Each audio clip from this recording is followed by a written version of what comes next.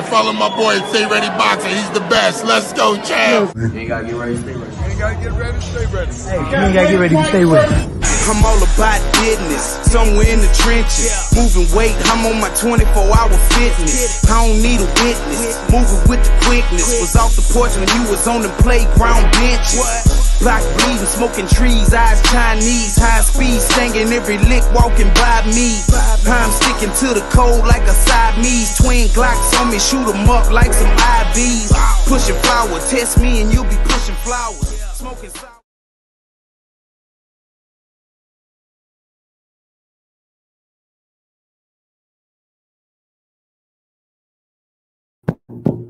Oh shit. What up, world? What up, family? It's your boy Mac. Stay Ready Boxing TV coming at you with some news you can use in another episode of Ringside Views, man. Call-in line's gonna be open all night. So if y'all want to call in and get your rocks off, man, call in. What's up with the show, boy? Your DIC in the building. But if y'all want to call in and get your rocks off, man, call in. Tell me what you feel. Because it was a lot going on today, man, and it's a lot of good boxing, man. It's just a lot of good boxing. What's up, Tay? Salute, Queen. What's up with it, Jay Good? Jay Good, if you're free, man, you're more than welcome to jump on.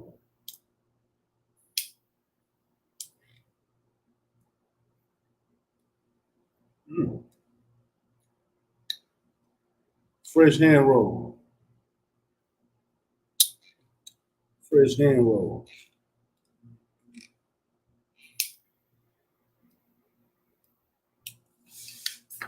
I like this. Oh, yeah. I'm going to have to go holler at that dude again. It's mild. It's not a medium or full flavor, but it's got a good mellow flavor. Man, let's get to this goddamn boxing, man. Man, look. I'm going to start off with old Canelo Alvarez, man. Goddamn Canelo Alvarez.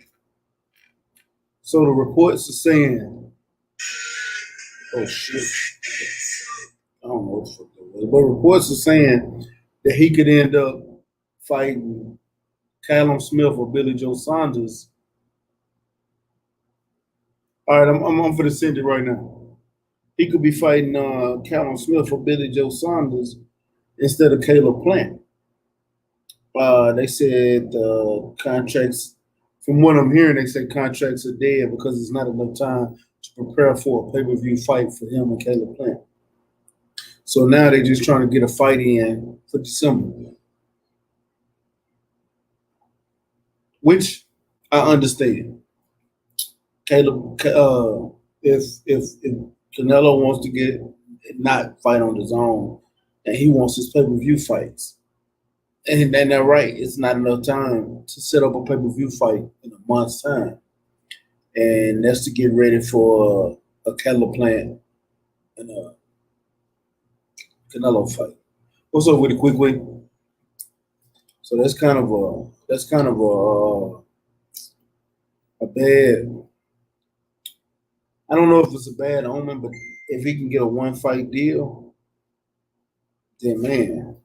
And I see what Eddie Hearn trying to do. Eddie Hearn trying to play the apple card. He said, I don't give a damn what you got going on with Golden Boy DAZN, but I know I can make some money on my end for Matchroom and DAZN because Callum Smith and Billy Joe Saunders are on Matchroom. So, you know what I'm saying?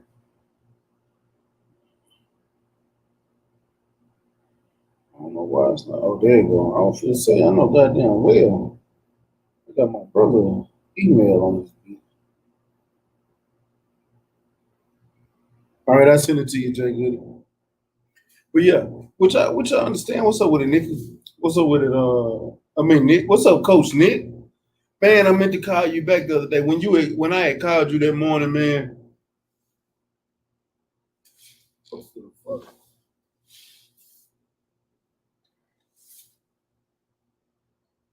I know I just saw something. I ain't gonna trip. But Coach, when I had called you that morning, man, I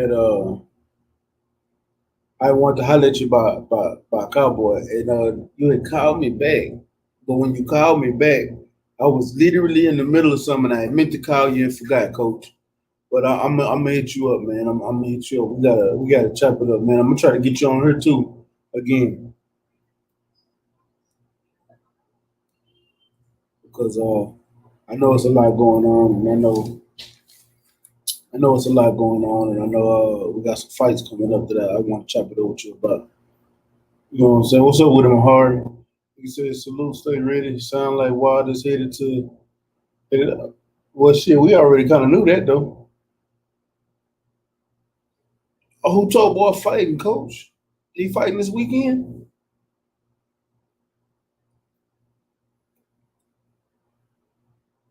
Or when they fight? Man, let me know. Put me on game, Coach. That's why I said I need to call you, man.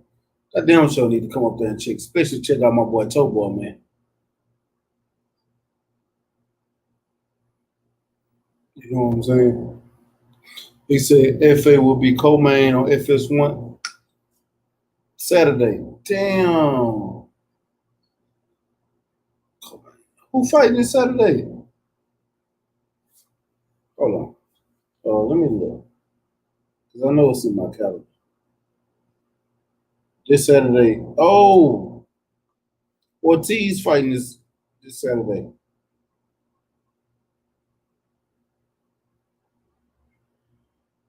Edward Ortiz. You know, Emil Carvadal. Okay. First 10-round fight. I'm gonna be looking for it. Y'all need to go look up F.A. Tobar. He's a cruiserweight, one of Ronnie Shields' fighters. I promise you won't be disappointed. Man, go check him out. I promise you. Great fighter, man. The man, back on this Canelo. I'm telling y'all right now, yeah, I think Canelo is gonna end up on the PBC. I think if he go fight one of them, it's just gonna be because it's only a month's time and he want to get a fight in.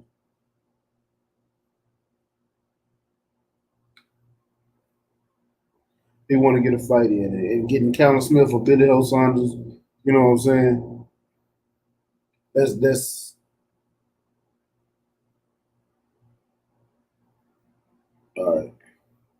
Had to hit my brothers up, but yeah, he say 10-0, 10 KOs. Tell him again, Coach. 10-0 with 10 KOs. The Nigerian Nightmare, F.A. Tobar. I'm telling y'all right now, go check him out. I'm telling y'all, go check him out. But honestly, I hope if Canelo fights somebody, I hope it's somebody like Callum Smith. I think Callum Smith is a better fighter. Hey, Supreme, I sent you the link too, champ. No, he won't, Coach. He can't avoid Maul. And you know, even his coach said it. Even Eddie Reynoso said they got to meet in 2021. They might as well make that fight on Cinco de Mayo, Coach. No bullshit. They might as well make that fight Cinco de Mayo, Canelo, Charlo. Then on top, they need the undercard to be Patrick Teixeira and Jermell Charlo. Texas versus Mexico. I'm telling you, that should be the fight. Texas versus this should be number Mexican fighters. Texas, you know, bringing some Texas fighters up there. That's that way you should highlight like Donald Reed should be on there. I would love to see him get on that fight on that card. They'll get Tobar on that card if you can. Shit, it's so many Texas fighters. Who else we got down here?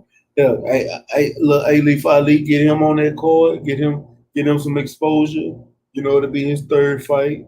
Juan Velasquez, get him on that card. Houston in this business. Go holler at big Adrian Monteru Taylor out of Dallas, get him on that card. Big Barrios, get him a fight, get him on that card. I'm telling you, it's too many people you could throw out there, man. Just a bunch of names, a bunch of fighters. Texas, Mexico, just, man, it'll sell out. Come Cinco de Mayo. Cinco de Mayo. Supreme, jump on if you're free. But they, hey, matter of fact, Coach, call that call in line. Coach, call that number. Come chop it up with me. 832-942-8486. He Chef Boyo D said that's too damn right. Bro, it would be too, because you talking about, bro, right here in Texas, especially here in Houston and San Antonio, you know the type of parties that's gonna be going on for Cinco de Mayo. Bro, I literally stay around the corner from a restaurant that's called Cinco de Mayo. That's a big day here in Texas. I swear to God, we're gonna party like it ain't no more. And after the fight, we're gonna be drunk as a motherfucker. There's gonna be so many people going to jail that day. You might be right. It might be too much like right. It'll probably end up in September, like on Mexican Independence Day. See you quickly, like man, quick, I guarantee you, she's gonna be at that fight. She gonna come to Houston for that. It'll probably end up in San Antonio. She'll come down here for that. Mm-hmm. Or put that bitch at NRG. I guarantee you it sell out. I guarantee you it sell out. Put it at Toyota Center. I guarantee it sell out.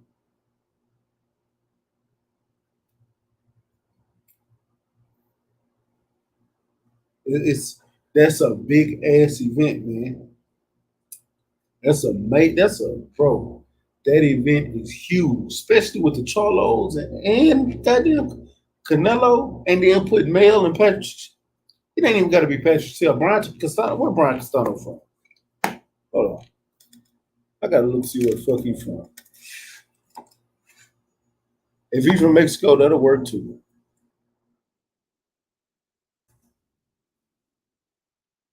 Let's find out. He's from Argentina. God damn it. So we need Patrick Sher to win for that to happen. What's up with the big money? Talking about, Charlo and Canelo meeting Cinco de Mayo. He said, I'm in ATX, I'd be there. See, I'm telling you, the two best places to have that fight would be Houston or San Antonio.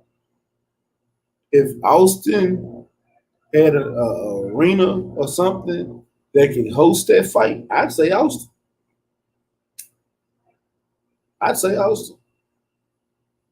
Because you can get high in Austin.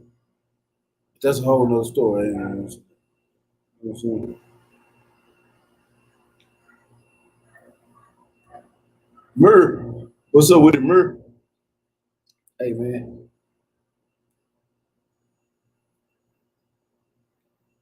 This is a good ass cigar. I'm not even gonna lie to y'all, for a mild cigar. It's a good mild. I'm not even gonna lie to y'all. I like this one. It's burning fast though, but it's a hand roll. So. But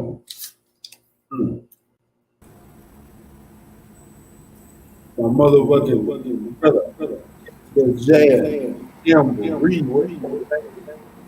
What's good, bro? Hold on, let me put my headphones in. Thought I had them.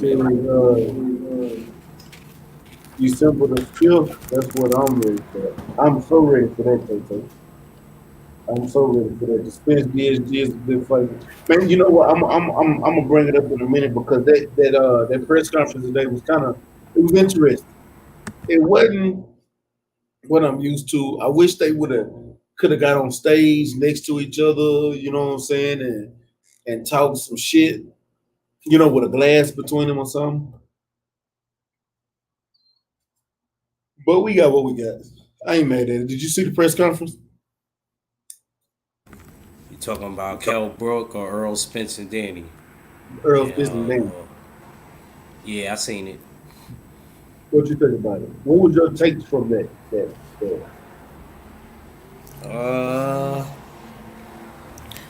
I ain't gonna cap, bro. It was I ain't gonna lie. It had to be all right, cause normally if I don't like something, like first 5 minutes, my attention span is gone. You know what I'm saying? So it was boring.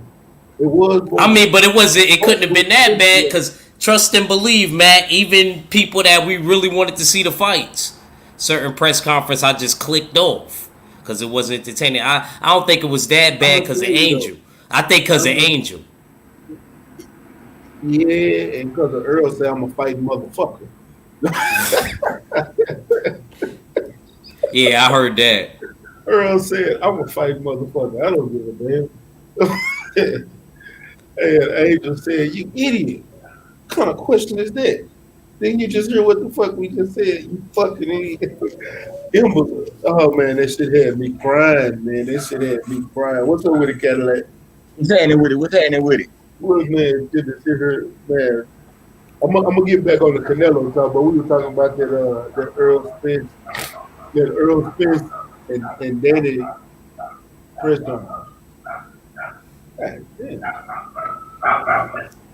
Hold You got Mad Dog's Cadillac Red? No, that's over here. Oh, that's over there? Oh, okay. I'm about to say.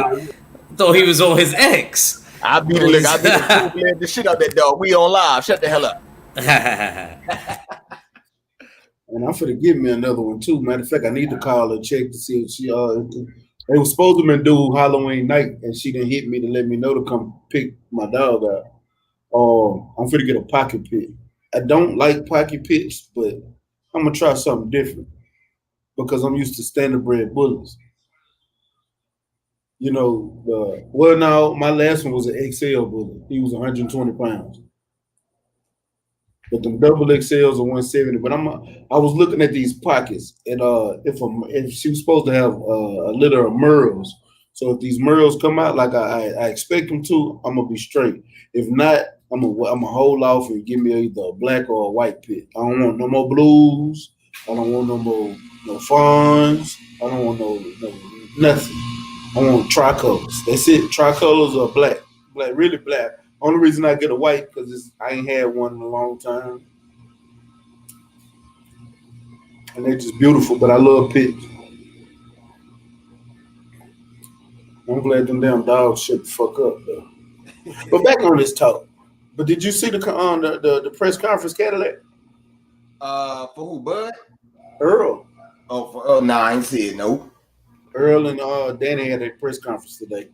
It was interesting, but it was kind of hard. Hey, Fistiano, it was kind of hard to get a take from it. What's up with it, Lawrence? I just not saw you. He said Shakur versus Toka Khan, Kelly, December 12th. And Shakur gonna beat the dog shit out of Toka Khan. Not saying it ain't no bad fight, but he not ready for him. But it was boring and interesting at the same time. They had takes that you like, yeah, and they had moments that you're gonna remember and wanna, you know, they had his moments. But for the most part, with them doing it a Zoom call, it's that feeling is not there. What's up with Napoleon Armstrong? It just that feeling wasn't there. You know what I mean? Yeah, that Zoom call. That's what it is. They weren't able to get in each other's face, really look at each other in the eyes and talk that good shit. You gotta do it. You gotta hope they watch them type shit. Facts. But like you on mute, champ.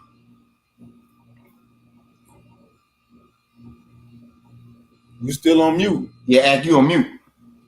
I know he talking like a motherfucker too. Oh, he done bounced up.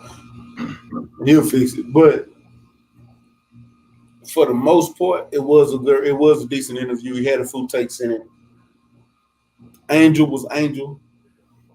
Angel even went off on a reporter.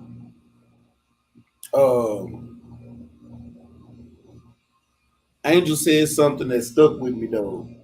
He said they're not taking Earl, softly. He said them steady continuously bringing up that what's up, Black Star? I see you. He said them steady bringing up the car crash as a booby trap. So they're not taking it seriously. And they're training and preparing for him like he's that fighter, like he's, you know what I'm saying? So shout out to them for doing that. Because I want to see a good fight. I don't want to see Earl go in here and just demolish Danny, even though I kind of almost expect that. But I want to get a better fight. I want to see what Danny gonna bring to the table.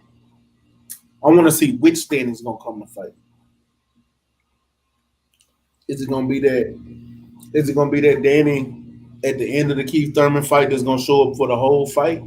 Is it gonna be that standoffish defensive Danny that was there for Sean Porter? Is it gonna be that Danny that was there for Adrian Granados? Is it gonna be the Danny that beat the shit out of Paulie Malignaggi? You know, which Danny is gonna show up in that ring versus Earl Spence?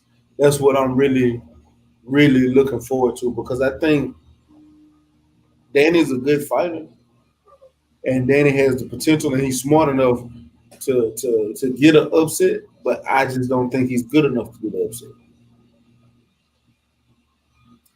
If that makes sense. Like I ain't like when I say he's smart, his boxing IQ is next to none. When I say he has the skills to make it happen, like he does.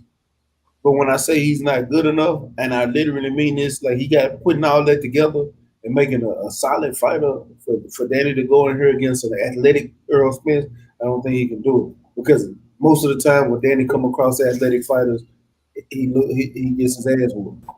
Even though it be close fights. Every one of them been close fights. Y'all hear me? Yeah, I hear you good enough. So that's why I gotta see. In my opinion, man, and I heard Junior finally admitted to the shit today. I've been saying this shit about Sean Porter for the longest. Sean Porter can't win big fights. He never could. And the only big fight he won was against Danny Garcia. You know what I'm saying? And Danny Garcia. Hold on. Which one is bigger, Danny Garcia or Adrian Broner? Danny Garcia was bigger. I mean, you know, Adrian Broner was a bigger fight. Now, see, I understand what you're saying. Adrian Broner was a bigger fight. It was a lot on the line because they both from Ohio, but Adrian Broner wasn't at the top 5. He wasn't the top names at welterweight when Danny Garcia. You know what I'm saying? Danny Garcia was one of the top names when they fought. So, yeah, Danny Garcia can't win big fights, man. He can't win no big fights. Big fight, he won. Paulie Malignaggi. Yeah, man. Danny can't win no big fights. Danny and Sean, Paulie Malignaggi. Yeah, but no. Sean beat Danny, though. So he could say, you know what I'm saying? You know what I'm saying? He got that. He won up Danny, huh? Yeah, you know what I'm saying? He got that at the least. But shit, yeah, they can't win no big fight. And it's on pay-per-view too. Man, he gonna shit in his cup. Yeah. Man. That's gonna be that's gonna be interesting. What's your thoughts on the jab?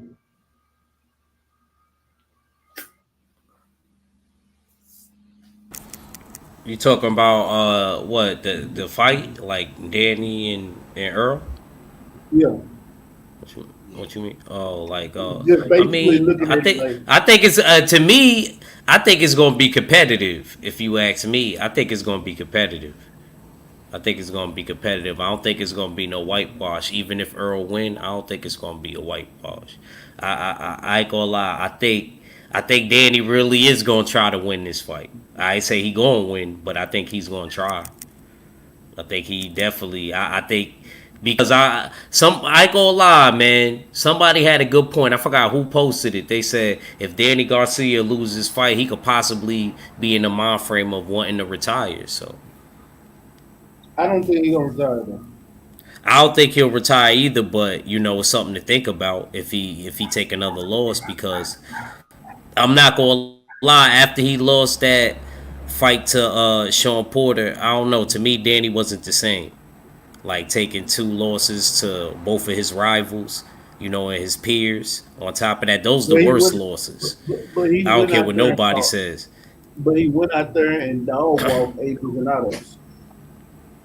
Yeah, but that wasn't Sean Porter though. Sean Porter would have been a more climactic win, Mac. You know that. Everybody, we all know that. It would have been more establishing. No, but what I'm saying is that after that loss, it's like he had a point to prove when he went to fight Adrian Granados. Yeah. I agree with you with that. I agree with you with that. And Ivan Red catch, and he walked him down as well.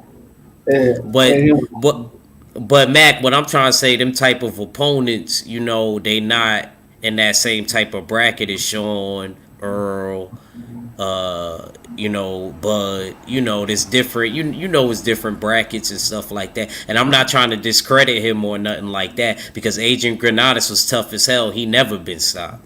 But I just felt like at 147, that wasn't his weight class. So I can't give him credit for that. He could fool somebody that don't watch boxing like that and that don't fight. He ain't gonna fool me. That dude just moved up to 47 like that. That make a difference. Some of them dudes can't handle that. We seen stuff like that with what's my boy Jorge Linares. Jorge Linares, he give anybody work at 35. His ass moved up to 140, got smoked out his boots. Quick, fast. Two. That's what I think gonna fuck around and happen to some of these cats at 135. I mean, when I say Danny gonna get whipped, he in all his big fights, he wasn't never no bitch. You know what I'm saying? He 11 toes down in the game. You know what I'm saying? And when you got that extra one, you gotta be down even more than the average. So, but he better watch the fuck out, because Earl hit him with that good left, and he gonna be 11 toes up in the game. But I'm gonna tell you like this, though. Derek James did say he hitting harder. He feel it on the mitts that Earl been hitting harder than before. So we'll see. Nico says he lost both fights, but he was competitive and Keith ran, so to speak. I disagree. When he fought Keith, he was defensive in the first half of that fight, trying to counter Keith, waiting on Keith to throw power shots, and Keith wouldn't. Keith went into the box. Keith was in the pocket boxing. Then when Danny realized that he was down on the floor, Mac, he ain't slugged for a little bit either. He was slugging, like he picked his moments. Keith wasn't straight running. He started running in the 11th. Hold on, that's why I said I disagree with Nico. Nah, I agree with you. I'm agreeing with you.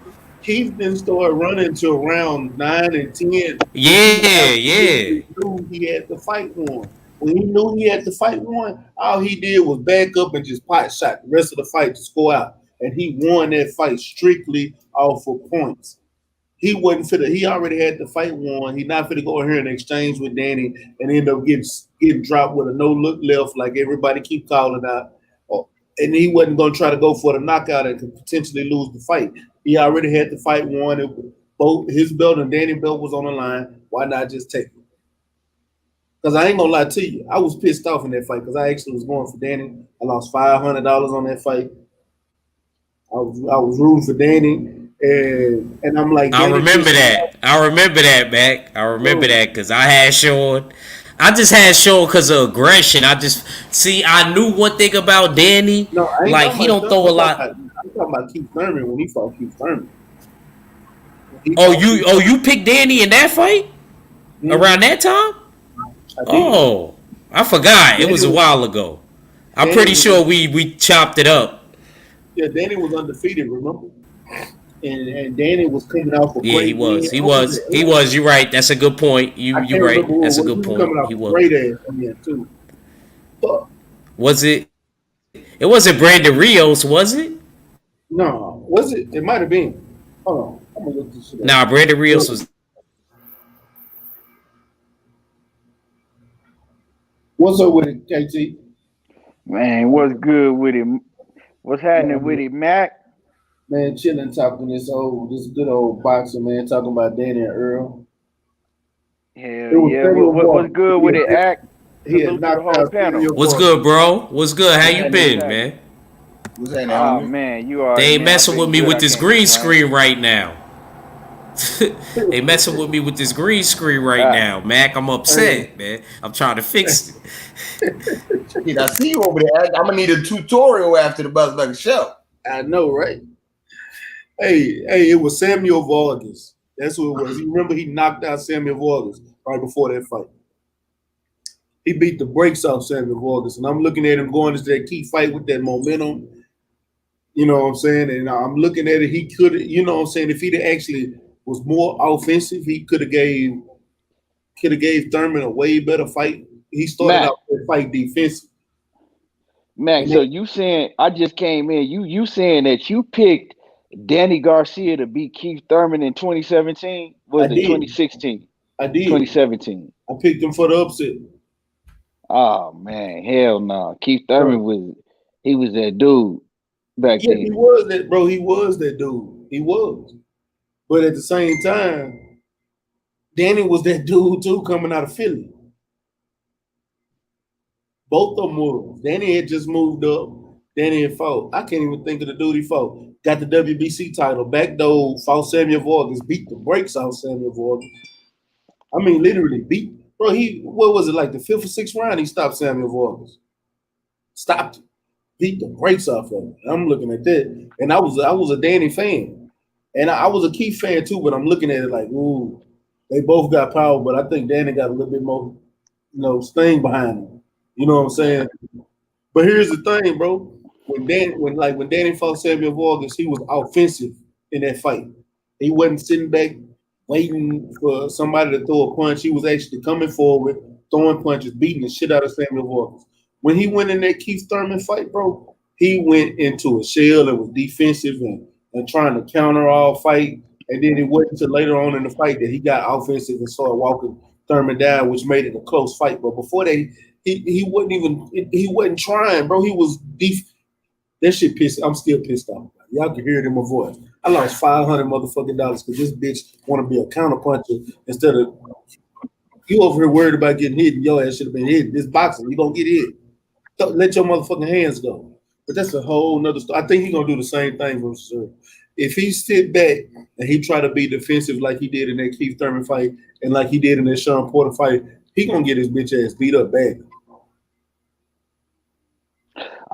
That's crazy, man, because I never even looked at that Keith Thurman Danny Garcia fight as if Danny Garcia had nothing more than a puncher's chance to win. Like I always thought Keith Thurman was gonna box the shit out of him. I don't know. I didn't even see, like, me personally, I didn't think that was a close fight like that. Like they had it on the scorecards. I thought, Keith Thurman won comfortably. Yeah, the last couple rounds he might have, was sticking and moving and trying to box, but shit, he had to fight one. He had to fight one by then. Like, yeah, he literally won the first 7 rounds. I gave Danny the 8th because that's when Danny started trying to walk him down in the 7th, and like Ack said, they got it. So that was the round they started getting the slugfest. 7th, 8th, 9th. And then 7th round, Danny came on late, but like, goddamn, you did not really lost the first 6 straight. Inactivity, not letting your hands go, too busy trying to find spots and trying to find a perfect punch and countering. And then when you realize you're down on the scorecards, now you want to fight. Now you start walking Keith down. Now you starting to cut the ring off. But Keith he boxing you now. He just boxing on his back foot and pot shotting and going in.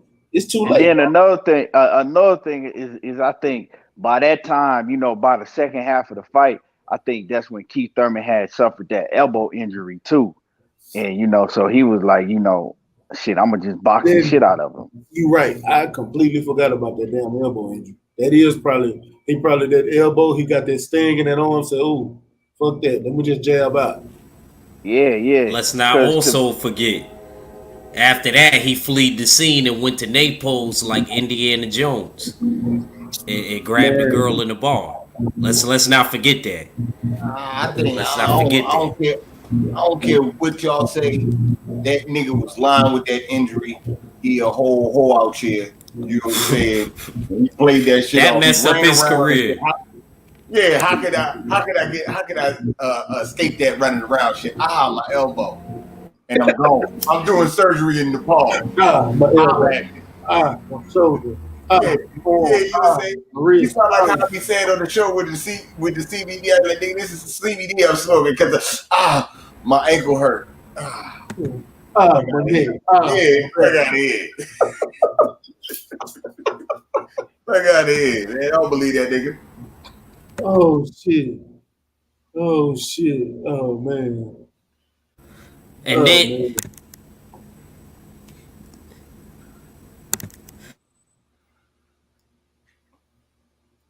Ortiz did 1.3 in 45 seconds on Fox. Damn. He literally said he was injured, right? And threw the first pitch at the Capitals game, was it? Then he said he was injured with the elbow. Before that, he copied Earl when he see Earl threw the body shots, but Earl didn't have no gloves on with his mans. And they told me they do that in Texas where they go body shot for body shot. They don't even hit you in the head and see whoever give up first or whatever. I remember y'all told me that a minute ago. You know what I mean? And then I end up seeing Earl do it. Then Keith, like, sparring his brother-in-law or something with the gloves on. Man, the shit was just, I don't know, man. Keith, he was a good fighter at that period of time. I'm not going to hate on him because there was a point where I was rooting for Earl. And like I told you, all my boys, they had money on Keith.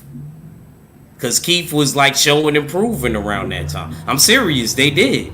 My boy Soup came on my platform and told y'all, like, yo, he was the only one in the buildings rooting for Earl. Everybody else had $100 against him. And then Keith Thurman disappeared. I'm mad. Keith Thurman messed up my money. Keith Thurman owed me money. I'm banging the gavel on him. You owe me money, Keith. You owe me money, bro. Because you and Earl was supposed to been fight. Hold on. Bang that gavel one more time, cause motherfucking Danny owe motherfucking my nigga Stay Ready some motherfucking money. He owe me $500 goddamn dollars. Shit. $500. Man, matter of fact, do y'all think Keith can ever? Do y'all think he can actually make up, have a comeback career? It just depends how focused and dedicated he want to be. That's all up to him. I mean, he still got it if he want to put in that work. But Keith Thurman, he seemed like that. You know, he's sometiming. You know what I'm saying? He's sometiming in the gym. It's like you will see him and he'll be talking about, you know, how he gonna start training and changing shit up and get back focused, and then the motherfucker's still fat. So it's just, you know, it's all up to what he want to do. Is he still gonna have that dedication to get in the gym and train like he's supposed to? Let me ask you. My fault.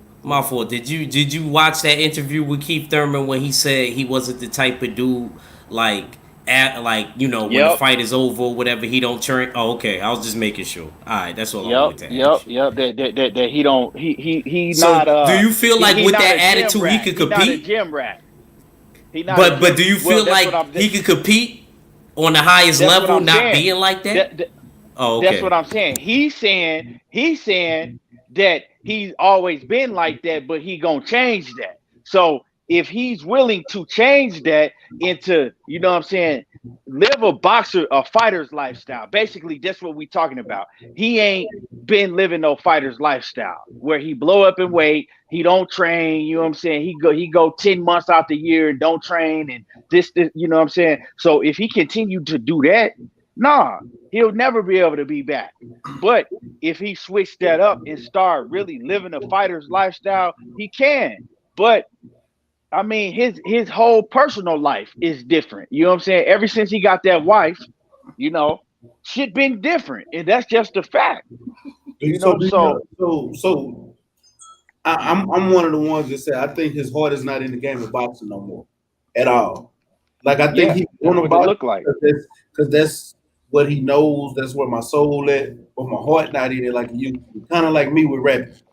Like I can still rap, I can still do it. I freestyle every now and again, but me doing it, I'm not a rapper no more. Right. You know what I'm saying? I just think I think his soul is, you know what I'm saying, it's still in the sport, but his heart not.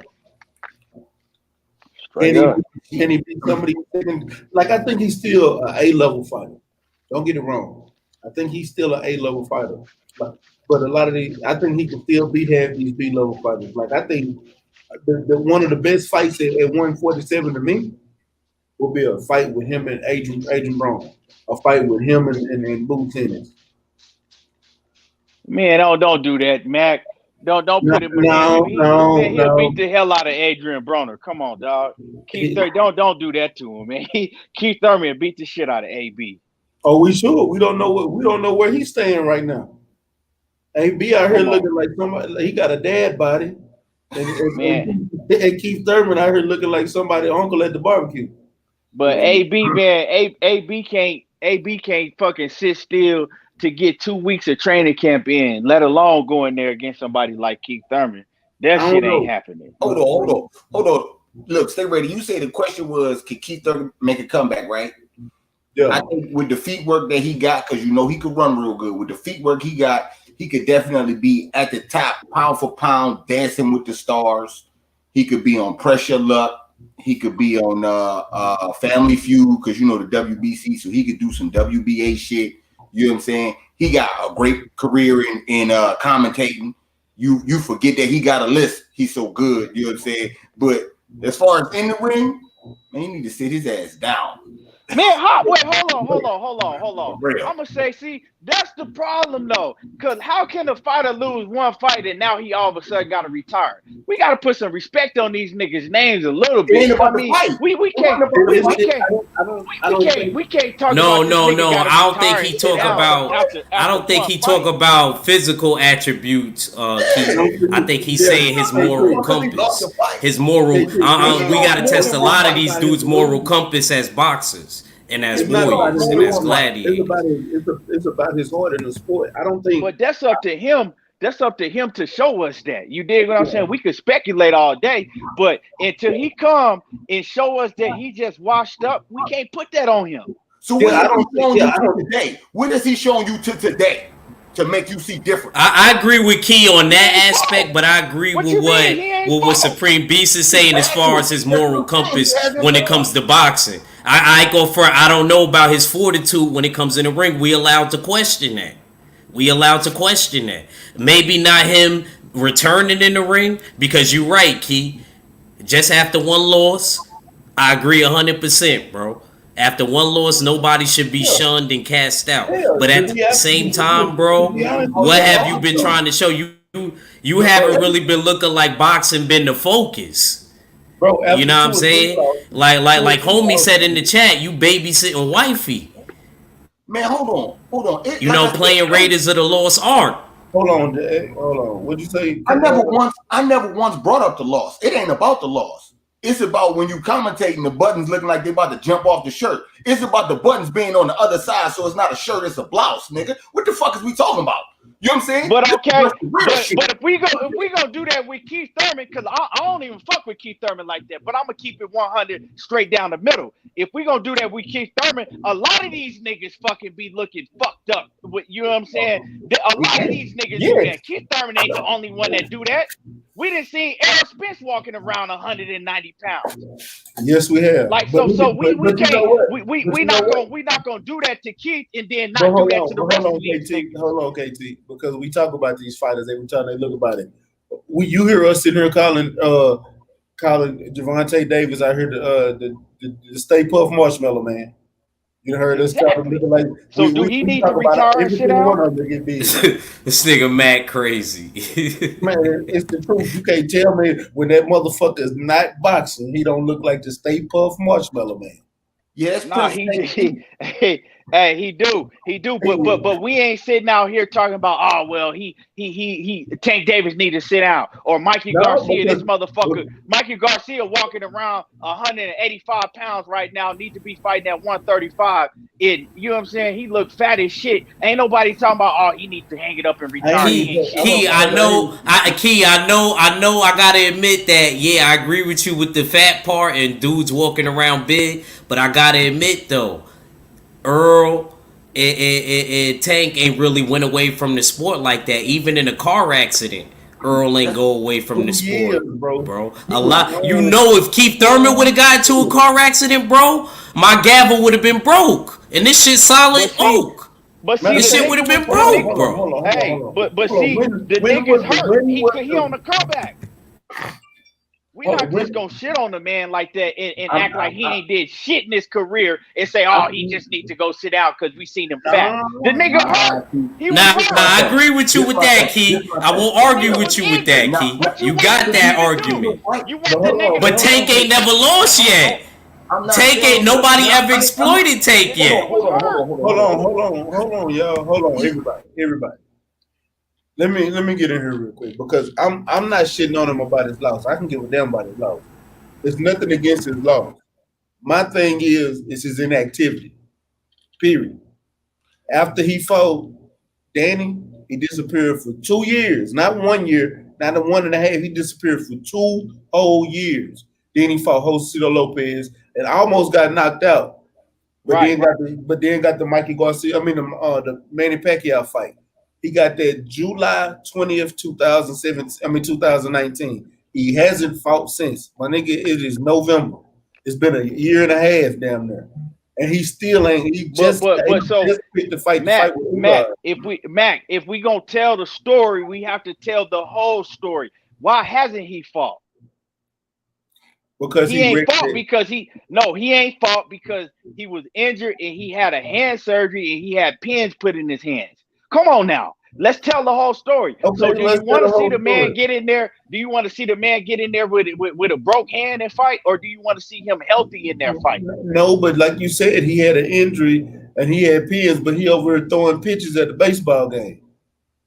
You see him. Are you saying that he never and sparring his brother-in-law? All these injuries. So are you saying that? Are y'all saying that his injuries is fake? That he was never injured? He just made it up. I ain't gonna say it was injury was fake, but I'm gonna say he was able to come back to the sport way before he actually came back. I don't know that. Key, I'm gonna tell you straight up, like we say in New York, son was a gas station attendant. He had injuries, but he was a gas station attendant. He was putting gas on the story. He's putting gas on the injury. The injury wasn't fake. He's fake. I don't make the injury fake. This how I feel about the situation. I think the nigga was injured. You know what I'm saying? But as far as his dedication, I think that he lost a lot of his dedication. You know what I'm saying? Can he get that back? I don't know. Shit, he might not be able to get it back, and he might. But we have to get a nigga a chance to see. That's why I'm one of the ones that picked him to beat you guys. I picked him to beat Ugas. Everybody else think Ugas gonna beat him. I got Keith beating Ugas because I think Keith is a better boxer. But if Keith don't show up in that fight because his dedication to the sport, like you said, living a boxer's lifestyle. I'm telling you, it's just things I see. You supposed to be hurt, but you sparring. You know what I'm saying? If you re-aggravated your injury because you was sparring, that's why you stayed out longer. Then that shows me you stupid as fuck. Well, he might be stupid as fuck, but I don't think he no liar, because if you watch any of Keith Thurman interviews, the motherfucker keep it so real, he make himself look bad a lot of times.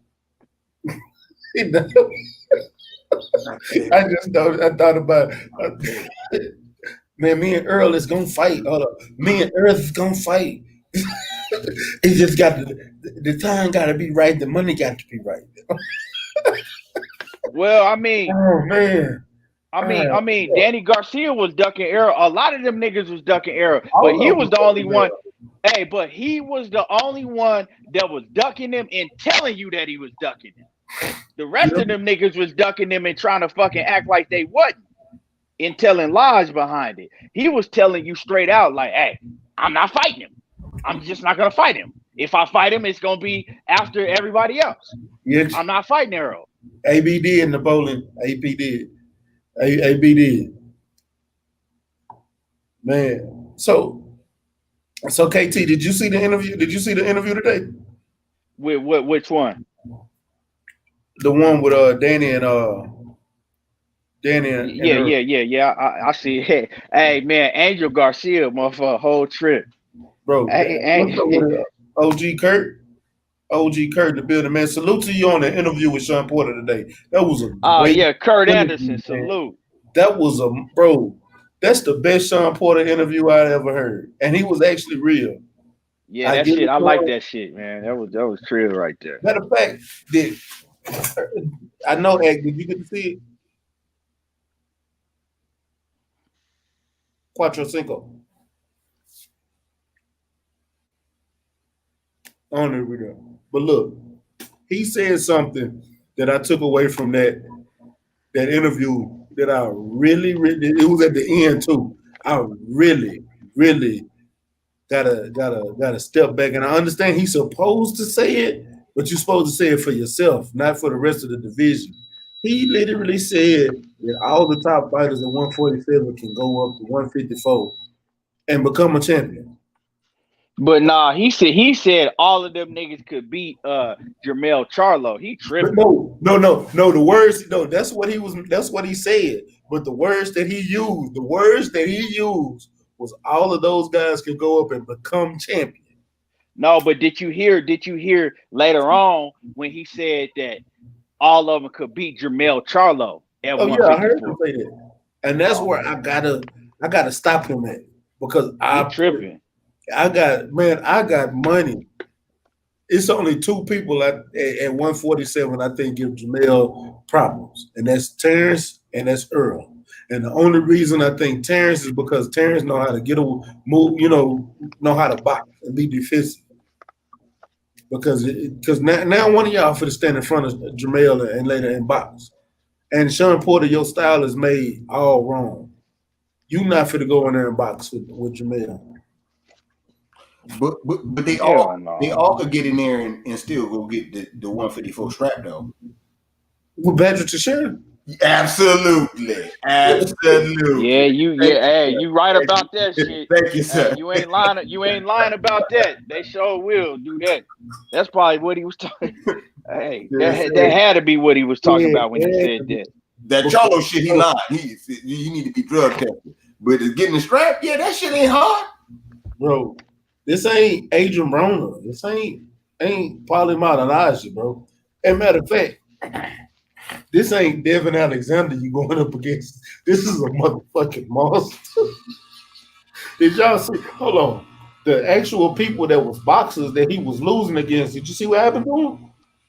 You see what happened to Julian Jackson? You see what happened to Tony Harrison? I saw them play. Yeah. Actual boxing skills to go in there and because I can admit Jermell has problems with people with great footwork that can move in and out and can fight on their back foot. That's not Sean Porter. I ain't never seen Sean Porter fight great on his back foot.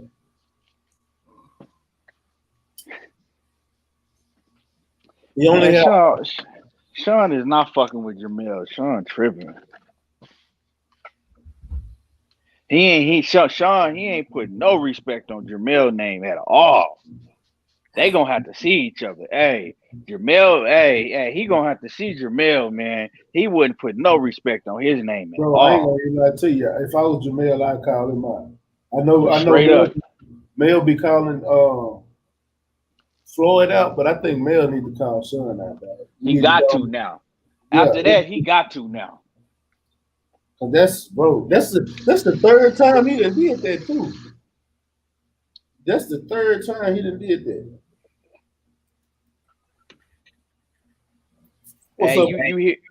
You hear what Sean said about Jerron Ennis?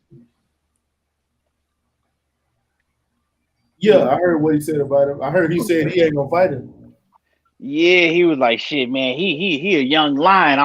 Don't put me in there with. I don't want to fight him."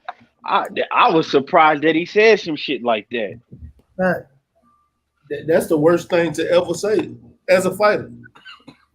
Man, I'm like, what? Did this nigga just say that? What's good with it, money? What's good, money? Man, my Lord, knock the fuck out. I thought Mac, you went on that 7 Mac. I thought it was gonna be 8. Well, I called you earlier. You didn't answer. I was dead asleep. I just woke up like a motherfucker. Yeah, OG 78 wasn't coming on. Hey, Kurt, check the messages. OG 78 wasn't coming on. I said, let me go and get in so I can get me some rest. I gotta get that 4 in the morning here. Bro, I was at work sitting down because we were slow as shit today, so I wasn't moving around like I normally do. I was sitting there next thing I know I done dozed off. I kind of woke myself up. When I woke up, nigga, my boss was there, his boss, and his boss. I said, let me get my ass up and start walking around. Oh, no. I'm talking about your boy was dead tired, man. I tell you, I work for a company called Mahindra. They build tractors on assembly line. All the tractors across North America. It's an Indian company. They build them across the world, but we build all the tractors for them. North America. I QC them. I check over, make sure they are right. So I'm climbing all over these motherfuckers, cutting these holes on, driving them, doing all the lift shits. Nigga, so all that climbing and then going up under the motherfucker and doing all that extra shit, nigga, I be tired. I be tired. And then come home and then get some rest, get up in the morning, go do it again, and then today then I ate breakfast, I'm sitting there drinking my coffee, and I dozed off sitting on the stool. Hey, you said they got you on them 10-hour joints right now too, huh? Hell yeah. Oh shit, Ted. Ooh. But shit, it's only temporary. I only took this job temporary till I get my money back right, then I'm gone. It is what That nigga said, fuck them white folks. shit. Them Indians. I got to go. I got to go. Yeah, Mac. Eric, I think Jamel could beat Bud too. But I'm just saying, I think out of all them guys, Earl and Bud are the only two fighters that I believe can give Charlo trouble at 154. Nobody else. I don't see Bud fucking with him, but I don't know, man. I don't know. I agree. I don't see Bud fucking with him. I think Charlo might get Bud up out of there. I don't know, man. I give Bud a shot, dog. Yeah, I got to give Bud. I'm gonna tell y'all something. Bud a dog. Bud a dog, man. I don't give a fuck. Anytime you got a fighter that got a dog like Bud, you got to give him some kind of shot. And the dude's so versatile, man. Like that shit stand for something, dog. Yeah, man. Like, cause Charlo, and I fuck with Charlo. And I know what you're saying, Key, because that motherfucking crack if he catch you. But he gonna have to catch Bud ass, dog. I'm telling you, Bud, when that motherfucker want to be slick, he can be slick, dog. What's up with it, Blue? It all depends. Well, yeah, you're right, cause money. It all depends how Bud want to fight him. If Bud want to get into a firefight with Jamel Charlo, it's gonna be. You know what I'm saying? He gonna have to go to sleep. He gonna have to go night. He gonna be in trouble if you try to get into the firefight with Kell Brook. I'm telling you, like if you try to sit up there and shoot it out, bro, that 1-2 for Kell Brook is serious. I had to go back and look at a couple of old Kell Brook fights, and I was looking at how straight his jab is, and man, that's why I say, man. I'm not changing my pick. I still got Terrence Crawford. Yeah, but I ain't gonna say I ain't worried.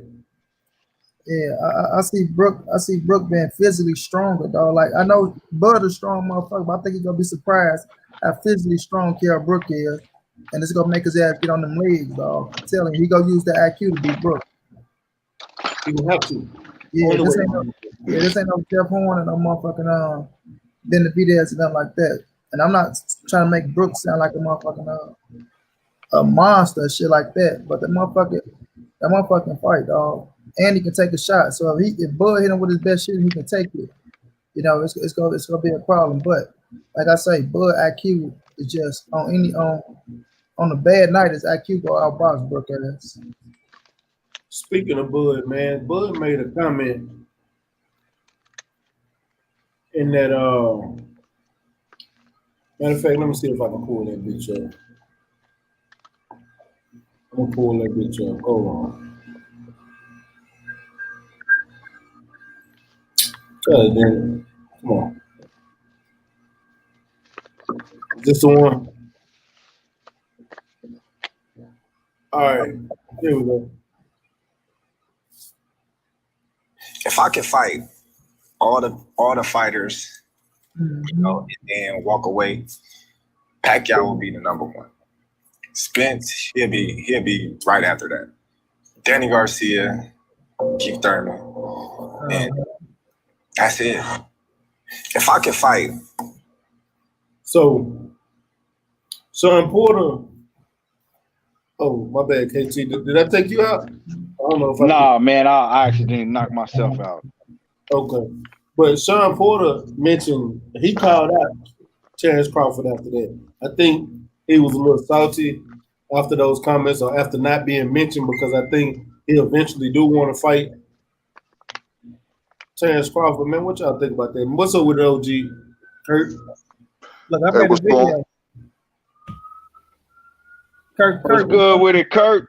Yeah, salute, Hey, Kurt. man, I'm chilling, man. What's going on, everybody? What's up, chat? What's up, panel? Oh man, great. Stay Hey, ready. great interview today with Sean Porter, man. I love that. Great interview with you, Blue and Sean. Thanks a lot. I appreciate that, man. Terrible job, Kurt. Terrible job. You made me mad, dog. Y'all made me mad. It was so good of a job that Sean Porter had to get his phone number out. Hey, Yeah, right. I mean, when you run into Kurt, who not gonna get a phone number out? You know what I mean? Shit. But Thanks for the accolades. I really appreciate it, man. hey man, you deserve them, dog. That's what you worked hard for. But Mac, I caught on to that, Mac. I made a video about it. Like I still ain't see the Brian Customer yet, though. I'm gonna see the Brian Customer. But when I seen him say that shit, Mac, and I seen him leave it out, but I already seen what Sean Porter say, you know I had to jump on that shit. I said, oh no, you won't. You feel me? Yeah. But in the same sense though, Mac, he contradicted himself because he said, you know, the fighters of the old, you know what I mean, the Haglers and the Hearns and the Rays, the Leonards and, you know what I mean, the Durans, they all fought each other to be great. And for you to be great, everybody got to fight each other. So how can you exclude Sean Porter when Sean Porter said he want to fight you? Now, that's what I'm saying now. I hope I ain't jumped the gun because, like I said, I know you had to see Sean Porter say he want to fight you. Even Kenny Porter said that he want to fight you. You know what I'm saying? So now you're going to have to answer that call, man. If you can't get Earl Spence, if you can't get Danny Garcia, you can't get Keith Thurman, dog, you're going to have to answer that call with Sean Porter. You know what I mean? We can't, and even if motherfucking Jose Ramirez and the other boy come on up, Josh Taylor, you know, which I won't be pissed off, but even if they come up and be available, you can't just overlook Sean Porter for no Jose Ramirez and no Josh Taylor, dog. You know what I'm saying? You got to see that man. But Porter got to be like, he got to be steadfast on what he say, because if you say you would choose Terrence Bud Crawford over Earl Spence in the springtime, and you think fans ain't gonna get a whip of that shit to say, okay, motherfucker, well, you saying you want to fight him next? Because that's exactly what you're saying. You know, I'll fight him next. You got to stand on that, dog. You got to stand on it. You got to push on it. And you got to be on Crawford helmet like you was on Keith Thurman helmet, like you was on Earl Spence helmet, like you was on Danny Garcia helmet. When your daddy was pushing, y'all was pushing. Now you got to put that friendship shit aside. And if that fight is available and that WO strap is still on the line and Bud is right there with no opponent, then I'm going to hold both of their feet to the fire. You know what I mean? But ain't no Sean Porter got to stay focused on being a mandatory WBO, because that means you will be Bud's fight next. Yeah. But I seen Keon say something about Porter said, like I watched, I dozed off a little bit. I don't think he's afraid to fight no boost, man. Nah, I wasn't saying it like that. I'm just saying what he said. Was it in joking manner though, or was he dead ass serious when he said it? I mean, it was just like, you know, he was just like, man, you know, man, that dude young. He was like, I ain't saying I'm old enough. He was like, but man, he's young. He's a young, hungry lion. He said, shit. He said if he has to fight him, he would. But he said basically like that ain't no fight that he'll be just jumping up, you know. Let him fight, you know, let him fight some of these other, you know, young cats and prove himself before he get a fight with, you know, Sean. I remember Berto said it about Earl. And I'm with you, Rock Mac. Berto said that shit about Earl. He said, boy, once these young hungry lions coming up, it's just something different about him. You don't want to fuck with him for real. Yeah. Basically, that's what he was saying. You know what I'm saying? All in so many words. That's basically how he was saying it. Like, you know, shit. Them boys trying to make a young, hungry lion. Yeah, them boys trying to make their names. Them boys young. Yeah. Ain't no wars. Like they got a different explosiveness to them. Yeah. Exactly. And shout out to Jay Good for coming through, man. What's up with the Jay Good? Good Vision Media. Jay Good, what's going down, Jay dog? They be right with me, dog, when I'm trying to catch me. You sound like the robot for real. I do. Oh, Jay Good. Oh shit. I didn't know he jumped in. How about niggas in chat? No, Jay Good sound like a robot for real, for real. Hey, go out and come back in, bro. That nigga sound like a wild boy. He sound like Roger Zapp out this mouth. Brian, computer love. Hey, Kurt, since I got you in, man, I gotta ask you a question. What was running through your mind when Sean Porter, on that interview when Sean Porter said that any one of those 147 pounders can go up there and beat Jermell Charlo? Nah, I disagree. I just was listening to him, but my own opinion, I'm like, none of you dudes better not mess with Jermell Charlo, man. Not right now, man, because Jermell Charlo can box and he can punch, but he's a hard fighter. When I say a hard fighter, he's a hard fighter. His exterior, I mean, he's rough. I mean, Jason Rosario wasn't an easy person to deal with, man, and he knocked the wind out of him. Jermell is hot right now, man. He has all the momentum, man. He's at his physical and mental peak. Though we have weight divisions for a reason. Those 7 pounds can make a world of difference. Jermell is always in shape. He's solid. He has a solid foundation. And as much as I love Crawford, I don't want to see Crawford fighting Charlo, man. I think Charlo beat everybody at the welterweight division.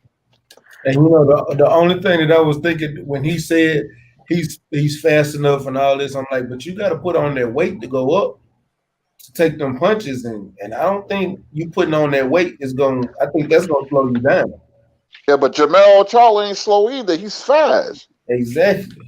And he right now, man, he's one of the best pound for pound fighters, man. I study Jermell, man. I'm like, man, this dude can fight. And by beating Rosario, man, and the way he beat him, man, don't mess with Jermell right now, man. Nah, I will say nah. Nobody beat Jermell in the welterweight division. Those 7 pounds will make a hell of a difference. Yeah, I truly believe that too. And I would tell you, Earl said that. Huh? Earl beat him. They spar too much. I don't know. I just and maybe because it was foreign though, and I ain't gonna lie, that motherfucker, the ugly man was good for something, you know what I'm saying? But man, I've seen when they both was talking about it, they said they beat each other in sparring. They go back and forth. But I don't know, man. I don't know. I saw a couple of days, dog. Man. That's a good testament. Yeah. Well, what that mean, Monty? He said you said a couple days. You got my attention. He woke me up. I must have just seen the days then when Earl was winning. I'll call you. I'm gonna call you now. I'm gonna call you. I know what he's talking about. I have seen one of the videos. Now I'm gonna call you. Yeah, but with sparring, that's sparring though, Kurt, like you said though, and you know what I'm saying, and I get what you're saying about Mill. Let me not just try to make it because that motherfucker got an energy dog in him, and he got a wheel, dog. That wheel, bro, from the first to the 12th round to where, because we got to think about Jermell. There was a lot of fights where he was losing, where that wheel he willed himself to win the fight, dog. Yeah, the Julian Jackson fight. Yeah, like that's crazy. That's the fight exactly I was thinking about too. That's crazy. You took the words right out of my mouth. I think that's Jermell's toughest fight, period. Because Julian was winning that fight decisively. Then he caught him with that motherfucking left hook, and it was over. And you know what I want to add? When you fight tough opposition, you can see the improvement in Jermell Charlo. That second Tony Harrison fight changed his whole career for the better because he went through adversity, and then a rematch, he knocked Harrison out. His confidence is sky high. Then look what he did to Jason Rosario, man. And Charlo has a very underrated left hook. His left hook is deadly. Yes, deadly. We always talk about his uppercut, but that left hook, man. He hit him with that left hook. He caught what's that Mexican he knocked out? They had him sleep on the ropes just recently. Coda? No, not. I agree 100% though. What Kurt was saying though, like that remind me of some '80s stuff. the way he lost and then like recatapulted his career. Cause just like he said, Mel said, like, I was at the mountaintop, I went down, then I climbed back up. You know what I'm saying? So real talk, man. I mean that feeling too, Kirk, can catapult them to not want to feel that no more. Though. Like if you never felt it before and you don't know what it feel like to take that L, you know what I'm saying? It probably you know, you'll be sitting there about Jamel feeling that. He don't never want to feel it again, dog. He don't never want to feel it again. That and that feeling, dog. Them type of fighters that's used to winning, that's like they built on winning, knowing they got a pride about themselves, dog. That shit give their ass that motivation, man. You know what I'm saying? Never want to feel that feeling again. Oh, and then you got some of them fighters that take that loss, and it's like, shit, I ain't got nothing else to lose. I'm finna go in here and fight my heart out. That's a different type of dog. You know what I'm saying? Absolutely. That happened to Sugar Ray Leonard.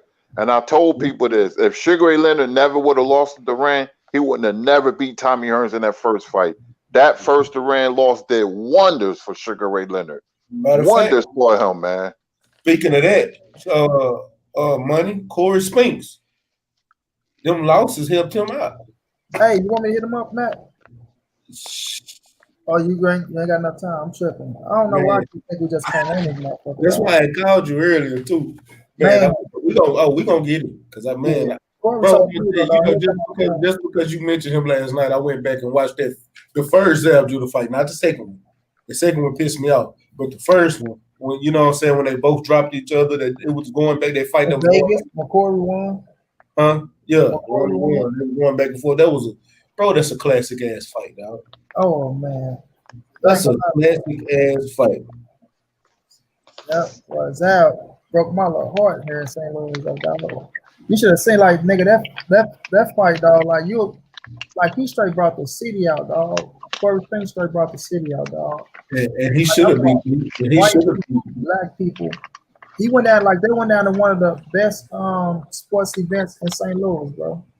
I think they cheated him against Jermaine Taylor, but that's a whole nother story. I ain't never liked Jermaine Taylor. I think they cheated him. Hey, hold on now, Mac. Hold on, that's my dude. I know, hey man, he from my hood. Come on, man. Winky Wright was the reason Winky Wright was one of my favorite fighters. Yo, Winky beat him. And bro, that's exactly when they took that fight from Winky Wright and gave it to Jermaine Taylor. That pissed me off because Winky was beating the shit out of Jermaine Taylor in that fight. And then the second fight, Winky took Jermaine Taylor hardest punch, looked at him and laughed and told him to hit me again. Hit him and then got to beating Jermaine Taylor ass again. Man, I wonder what happened to Jermaine. That nigga went a little crazy, dog. That nigga I'm like, man. Yeah, CTE. I wonder what the CTE, yeah. That's what I was thinking, like, man, was it CTE, dog? It gotta be, bro. Gotta be. I ain't taking nothing away from Jermaine Taylor. It's just when he beat Winky, dog, that bro, it's the same way how I'm gonna tell y'all. I know Terry Norris from Texas, but when Terry Norris, I don't like to talk about this, but when he retired Sugar Ray Leonard, dog, I hated Terry Norris for the rest of his career. Hey, that my pops. Hey, that's how my pops was, man. Because that was my pops, dude, Sugar Ray. And I remember watching that Terry Norris fight like it was yesterday. Man, my pops was mad. He was pissed off. Bro, I just rewatched it for the first time. Since the fight actually happened a month or two ago and got pissed off all over again. Like, no, like, shit. What fight, Matt? That Terry Norris, Sugar Ray Leonard fight. Oh, man. I'm telling you. Terry Norris beat the dog shit out of Sugar Ray. I'm going to tell you, I cried when Sugar Ray Leonard got beat. That was an old Leonard, though, dog. That was an old Leonard, dog. Yeah, he was old. I don't care. That's still Sugar Ray Leonard. No, I know. I'm talking about when I thought when he said Terry Norris beat the shit out of him. I'm just saying, though. Like, I mean, Leonard, we know. Man. I get him in there, but man, we know, dog. We know the truth, dog. I cried. They were fan of Sugar Ray Leonard, dog. So yeah, I gotta watch it, man. That shit hurt me. I like Terry Norris. I like Terry Norris, though. I just don't like how. How Abel Sanchez, had him fighting like that. You know what I'm Yeah. saying? I like him now that I'm older. Back then, I couldn't stand Terry Norris. Yeah, Abel Sanchez. Whoa. What happened with Terry Norris? When he beat Sugar Ray Leonard. Man, y'all don't know. So what's the problem? What you mean? Bro, Sugar Ray Leonard is the reason I like boxing to begin with. That is this I ain't go my front, man. Everybody know if you Let me seen ask the Kurt a channel, question. my series Ghost of Boxing Past. The first Oh, OG I know. I did was Terry Norris. If I Terry know. Norris had his mind right now, I don't even try to reach out to people, but I would try to reach out to Terry Norris. Yeah, that's I want to ask Kurt that. Kurt, what you think about what you think about, because you've been around for a while, dog. So I know you've seen a lot of Terry. What you think about his style and the way Abel Sanchez had him fight? Do you think he could have switched it up a little bit, or do you think that was just Terry and you know what I mean? Because he did try to and he just had him fighting too much, dog. Like that's Abel Sanchez's way. That's his style of teaching. Like he teach all his fighters to get the. I agree with you, Monty, but part of that was Terry. He always gave 110%. Every fight. I love that about him, bro. Yeah, and Money, I love that about him. Even in the loss, he gave you 110%. Yeah, when you fighter don't have a good chin, you have to protect him by him being more technical. That was Abel Sanchez's mistake. He had Terry fighting aggressively. That's what I'm saying. And being from California, black fighters being around Mexican trainers and Mexican fighters like Shane Mosley. That's why Shane Mosley couldn't beat boxers. And the same with Terry Norris. He was fighting people like Jillian Jackson, and getting stretched out, man. And Simon Brown. I lost a bag on Terry Norris when he fought Simon Brown. I lost a lot of money. I was like, oh, hey, man. Simon Brown was my dude. He was tough, man. But Terry didn't have the chin. Because remember, if he would have beat Simon Brown, he would have fought Julio Cesar Chavez Sr. next, and he would have been chipped up, man. He had the attributes. He had the attributes to box because Terry was a good boxer, but he didn't have the chin to fight that style that he had, which was like real aggressive. He didn't have the chin for that because y'all can go back and look at a fight with this tough white dude from Australia named Troy Waters. Don't do that, Kurt. Don't do that. Fight. He was getting in Terry butt, knocked him down and everything. And they stopped that Terry was getting him at first, though, Kurt. He got him after. Yeah, but Troy was like, F all this. I'm going to get this ball, and he started bringing the glamour with the hammer. You know what I'm saying? So, they stopped that fight because Terry, I think he would have got Terry, but they stopped it. And he just didn't have a good chin, man. He should have been boxing more like they did against Simon Brown in the second fight. He used the ring. He was a beautiful boxer, but he wanted to fight aggressively. And to add on to what you're saying about Terry Norris, you got to remember, Money, Terry is a Texas fighter. Think about how Vernon Forrest used to fight. Think about how Earl fight. Think about how Jamal fights. It's just their style is similar down here. That's how I'm not gonna say all because you got fighters that don't fight nothing like that, but a lot of the fighters down here, it's a style. It's a Texas type style. Yeah, it's similar to like what they call Mexican style, but it's not Mexican style. I was saying that though, Matt, because I know Terry has some technical style to him, but I was just saying like once you see him, like because you got to switch up something, and you gotta like. But Terry, I don't care, Mac. When you black, in my opinion, you got some rhythm to you, dog. Yeah, you got some rhythm. And I'm not saying every black fighter is slick. Every black fighter can get away from a punch or things of that nature. But like Kurt said, when you fighting them heavy hitters like that, man, Simon Brown and Jackson, dog, you gotta have some type of defense. And I'm just saying, with Abel Sanchez, of all time. Yeah, Abel Sanchez do not teach you defense, bro. Like his defense is his offense.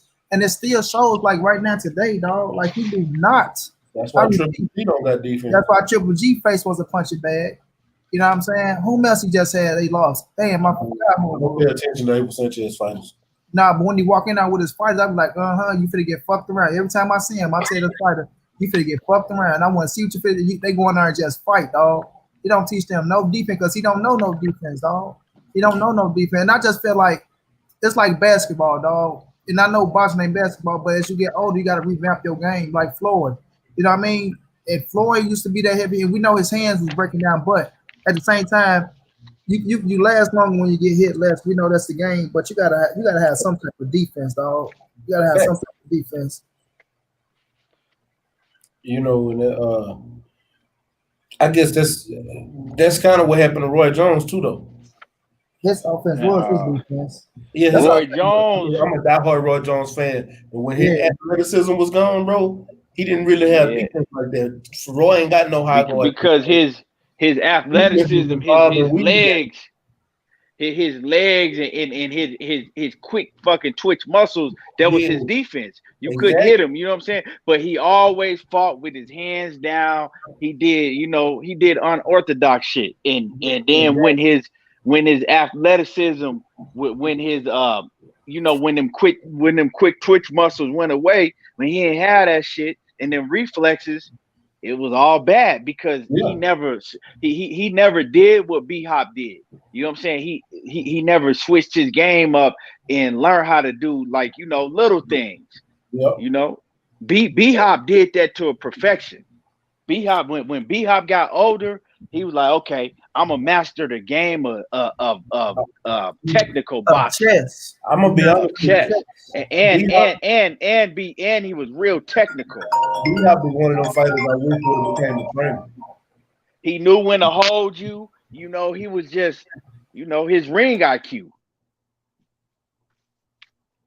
You know, and that's why I really wish B-Hop would have been a trainer out there in Philly. Think what he could have taught some of these Philly fighters coming up. Man. I'm just saying. He had all the tricks in the bag. Yes, B-Hop was one of our favorite fighters at one time too. I never liked B-Hop though. I never liked B-Hop because he was always talking shit about Roy, and Roy my dude. Like you couldn't say shit about Roy around me. That's a fact. I'm with you on that, Key, because I used to always use Roy in Fight Night, and my cousin Paul from Southside, he used to always use B-Hop. And we used to always go at it at 175. It was a rivalry between them two. I was a fan of both of them. And me too. Roy beat B-Hop the first time, but they finally fought again when they both were old as hell. And Bernard beat it's crazy. They birthdays is right after each other's, and they rival. It's crazy. It's crazy. That's crazy. That's crazy. Hey, I watched Roy through the Olympics because my pops, my pops was a huge boxing head, you know what I'm saying, all growing up. And I remember in the 88 Olympics, early in the morning, we stay up to see Roy fight. And man, Roy was my dude ever since then. Like, Roy was my dude.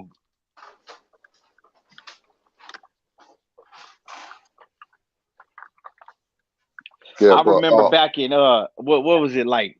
I remember back when they had USA Boxing, when Roy hopped in the ring and got on the mic, didn't nobody know who he was. And he started calling out James Toney and them. But go ahead, Kurt. Yeah, but Roy problem was like when he went to heavyweight, he should have stayed up there. When he dropped that 25 pounds of muscle mass, his body was it was like low resistance. Every time he got touched, he was knocked out cold. And I'm like, what the hell? It was a neurological problem because every time he would get hit, his body would respond poorly to taking punches, man. And I knew it was problems from there, and in boxing, that one guy always give you problems, and it was Antonio Tarver, man. That knockout still was shocking, man. You know what? He shouldn't have went up to cruiserweight before he went to heavyweight. But what no point. Wasn't nobody really fucking with cruiserweight back then. It might not. They say Antonio Tarver always gave Roy problems, even in the amateurs. They said there was this tournament they was in when they was little kids. I think Emmanuel Stewart brought it up. He said, man, even that fight was close. Yeah, there's certain fighters got your number, man, and that was a beautiful knockout because he timed Roy perfectly. But have y'all ever seen anybody dominate? Roy Jones dominated the Olympics like nobody has ever done. Like, he dominated them Olympics. Keyshawn gonna do that this year. It's upcoming. Yeah, Keyshawn, he a beast. Motherfucker right there is wrong. He a beast. That motherfucker is wrong. And I think when he become a professional, I think he's gonna be the next big thing, and I think he's gonna run the He sport. going straight to he going straight to the top when he come in. I Yep. don't think they gonna move him slow. They can't. Uh-uh. He already got a name. I like the other dude too from Camden, New Jersey. His name is Raymond Ford. He got some talent, man. I told. Oh yeah, he just fought. Yeah, Yeah, right, he just right. fought. That kid right there is, bro. Act put me He on. remind me of young AB. He remind me of young AB.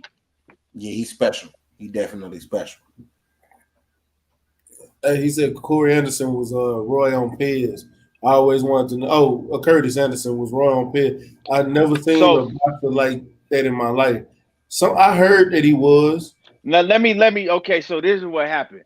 In what was it? 2000 and what year was that, Kurt? It was 2000 and when they said that Roy had got popped, right? But then it came back, right? Because they tested the supplement that he was taking. It was some type of protein, some type of supplement he was taking, and the supplement was tainted. That's why you never heard a big deal of it, because it came back and they had to clear his name of it. So a lot of people be like, "Oh, Roy was on Peds." No, they cleared him of that because they did find out that the supplement was tainted that he was taking. Shout out to Jedi King Quinn. That's true. Man. Appreciate you coming through, man. I was gonna say I heard that too. You definitely on point with that.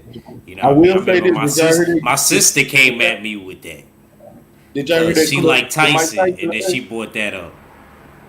Did y'all hear that clip from Mike Tyson today? What happened?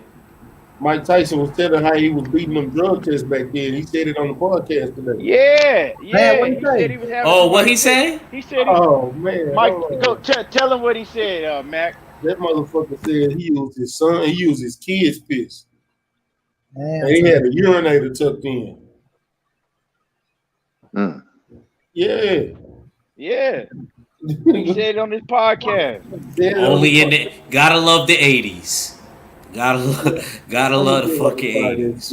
Yeah, Mike Tyson was. Mike Tyson. Michael Dose was coked up when he lost his title against Pierre Coates. What's Jerry Coetzee? He was coked out of his mind, man. Hey, he sure was. Was. My pops, look at him. He high as hell. Look at it. That's my pop. He sure was, Kurt. I'm gonna say this though, crazy. Mike Tyson be dropping he be saying a lot of shit. That nigga be. He don't give a fuck no more. Dog. Yeah, he don't give a fuck no more, dog. Like when he talking about he used to be on all the coke. I used to snort so much cocaine, I didn't really give a damn. You want to know why? Because I didn't give a damn about myself. Hey, you know what was funny as hell to me when Mike Tyson had Boosie on there. He had Boosie on there. Hey, he got Boosie so high. And he started saying all that crazy shit. Boosie was looking at him like, "What the fuck is this?" So check this out. Here go the clip. Baby's urine in it. My God! Sometimes I'm just hoping that one day I use my wife. My wife said, "Baby, you better not hope that he comes back pregnant or something." Yeah. And I said, "No, so we ain't gonna use you no more. We're gonna use the kid because I got scared that the piss might come back pregnant." Right, you're pregnant. Yeah. I think provided a urine sample and they came back and said, "Sir, you're pregnant." Yeah, listen, that's what I was afraid of. I guess I did hear that happen, since I was afraid of that. Yes. Well, did you have the right color Wizinator? Because there was an NFL guy, black dude that had a white one. I put my baby's urine in it. Oh my God! I'm like, you know what, man? Mike is using his polarizing personality to keep his name, up there and promote himself. That's what he's doing. And I know the stories are true. He fought Trevor Berbick while he had VD and all that. And stuff. He said he had gonorrhea. He said he had gonorrhea. VD, something like and venereal disease, and man, he play on Mike his own polarizing personality. Mike Tyson was champion in '86. It's 2020, and he's still popping. Not just popping, Kurt. This motherfucker is a worldwide figure. Like Mike is still a worldwide figure, dog. Like that thing never leaves. Iconic. Yeah, iconic to where it's like some people can get all that fame, and when they say fame can be it could be a downfall too. But it's what you do with it and how you carry it. But I think by him coming out, dog, speaking the truth, because when he like being the youngest heavyweight champion of the world, undisputed, dog, like that shit does a lot for you, dog. It did a lot for him and did a lot to him. Yeah, and it does a lot to you, but it's how you handle it at the end, because it's all about the end game, right, Kurt? It's all about it's good how you start. We know the middle go get rocky and shit like that. Some people have a straight line and be good. Some people shit be good, then they turn bad, then they that shit go down, they die. Somebody like a Mike Tyson, dog, I know all the odds was against him, and I know people didn't expect his story to end half ending, dog. And he had like as much as he fight his demons, dog, and he talk about ain't nothing better than being able to express your demons with the world, dog. But he's still at peace with himself. You know what I mean? Whatever God he prayed to, he at peace with himself to where he comfortable enough to talk about all. Yeah, and you know what? But let me say this: his life is more like his life was interested in the bitch. So people knowing, getting inside his mind, he giving people his mind, dog. That shit is it's a story, dog. It's a book, it's a story. That's why he got a motherfucking movie coming out. He alive. You know what happened? You know what he said? What happened? He said he smoked some horny toad, some shit. He said he smoked some weird shit. No. I'm talking about he talking. I'm talking about like recently, not you know like within the year, within like toad skins. Huh? He smoked them toad skins on top of the mountain. He said it changed his whole life. He said like, man, you got to listen to that shit. He said ever since then he been rejuvenated. He said his whole thought process he been rejuvenated. That's how he was able to get back in shape and everything. You got to watch that shit. It's crazy. You know you're iconic. Let me open up my mind. You're rejuvenated. Right. Let me say this, Mac. You know you're iconic, dog. You know you're iconic when you're alive. And they making a movie about you, and they got one of the hottest motherfuckers in the world. Like hold on, wait a minute. The second biopic about him. The second bio, exactly, dog. How many people has got two biopics? Let alone they finna make a second. Right, you got somebody. And don't forget, he had his own cartoon. That cartoon was funny too. Oh man, I love the cartoon, dog. He was Ghostbusting and shit. Hey, Mike Tyson Punch Out still the greatest video game to ever come out in my book. Bro, the first one on Nintendo. Man. And I still haven't beat it yet as a grown ass man. I personally, when I was a baby, I liked that he the Holyfield's greatest heavyweights. I got put onto that late. That real deal Holyfield on Sega. That real deal Holyfield on Sega. That shit was my shit. And you were born in the 90s, so you know that game came out in 87. You know? Who was born in the 90s? It did? And I'm gonna tell you something, man. Mike Tyson fan base is so loyal that to this day they still think he better than Holyfield. You ain't bullshit. They still That's a negative. That ain't true. That's a negative. Bro, I got people right now that'll argue you up and down. No. I'm saying, I ain't gonna lie. But Look, he ain't. I ain't gonna lie. I'm one of them, though. I'm gonna say this though, because I just still feel like Tyson won at his best when he fought Holyfield. Nah, you know what I'm saying? That's how I feel. Though. Look, I'm just saying that's how I feel. I feel like if he was at his best, and I'm one of them fans that Kurt talking about. I do feel like. Wait a minute. Man, Holyfield was way out of his prime. Holyfield was way out of his prime. My dad used to tell me Holyfield used to beat Tyson up in sparring. Dog, I'm gonna tell you this, dog. If Tyson was at his best, dog, Tyson wasn't at his best when he fought Holyfield, dog. Man, was Holyfield at his best though? I'm saying he was in a like Tyson was Holyfield at his best. But Holyfield didn't have everything around him like Tyson had, dog. Come on, man. Nah, you can't use that. Tyson had a lot around Holyfield him. Holyfield was not at his Holyfield just got beat up. Holyfield ain't have all the distractions like Tyson had, dog. Nah. Holyfield wasn't near his prime then. Hey, Kurt, would you agree with me, Kurt, that Tyson went at his? I ain't saying that Holyfield. You can't do that. They were supposed to fight, and then he get charged with the rape, Kurt? I'm just asking Kurt a question. Yeah, they supposed to have fought years ago, but I don't think Mike can ever beat Holyfield because of Holyfield's mental toughness. Yeah, I agree too. I don't think it ever beat Holyfield. I think Holyfield would have beat him any time in his career. But I'm gonna tell you real quick, like after Holyfield knocked out Mike, and I watched it over my friend's house, and my brother came home. He was so hurt. He was almost in tears. He was like, somebody's going to kill Holyfield. Watch. Listen, dog.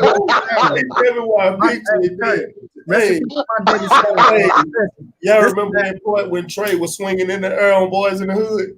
Yeah, That's exactly what I pictured when he said that. Hey, man. Somebody's going to kill Holyfield. Rest in peace to my daddy, dog. My daddy theory was if Mike Tyson was 100%, he would have beat Holyfield, and I'm sticking with it, dog. That's in my head ever since we was little. Hey. That's how we grew up, and I'm gonna stick with it, dog. And we ain't gonna never be able to find out. So can nobody say if it's true or not? I'm gonna tell y'all this is a true story. Find out because he lost to him twice. Yeah, exactly. No, that one. And Tyson was going through a lot, both fights. Bro, man,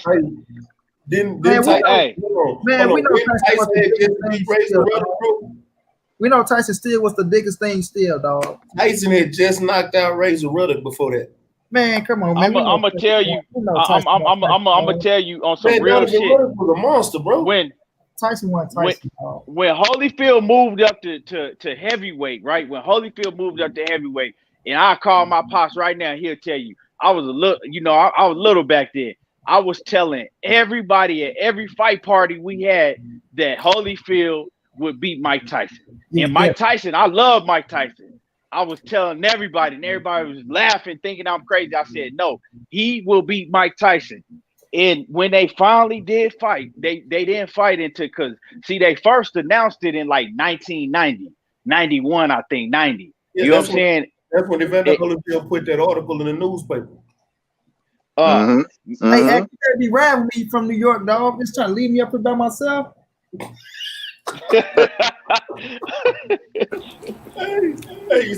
He from Brooklyn, man. He from Brooklyn. That's Coach Collins, right, he said the but I feel you though. Look, I got love for Tyson. Hold on. Let me read what Coach said. Coach said the myth of Mike far exceeds anything he actually accomplished. That's Coach Collinsworth right there. Wolves Den boxing right here in Houston. Shout out to Coach. What do you say? The myth of Mike far exceeded anything he actually accomplished. Mike B. Hey, Mike B. For real, man. He making every excuse in the book for Mike Tyson right now. Man, but see, I don't care what you say, dog. I'm riding with Mike. Mike won. And you know what? You got Monty, you gotta admit though, he lost every big fight. He lost every big fight to his peer though.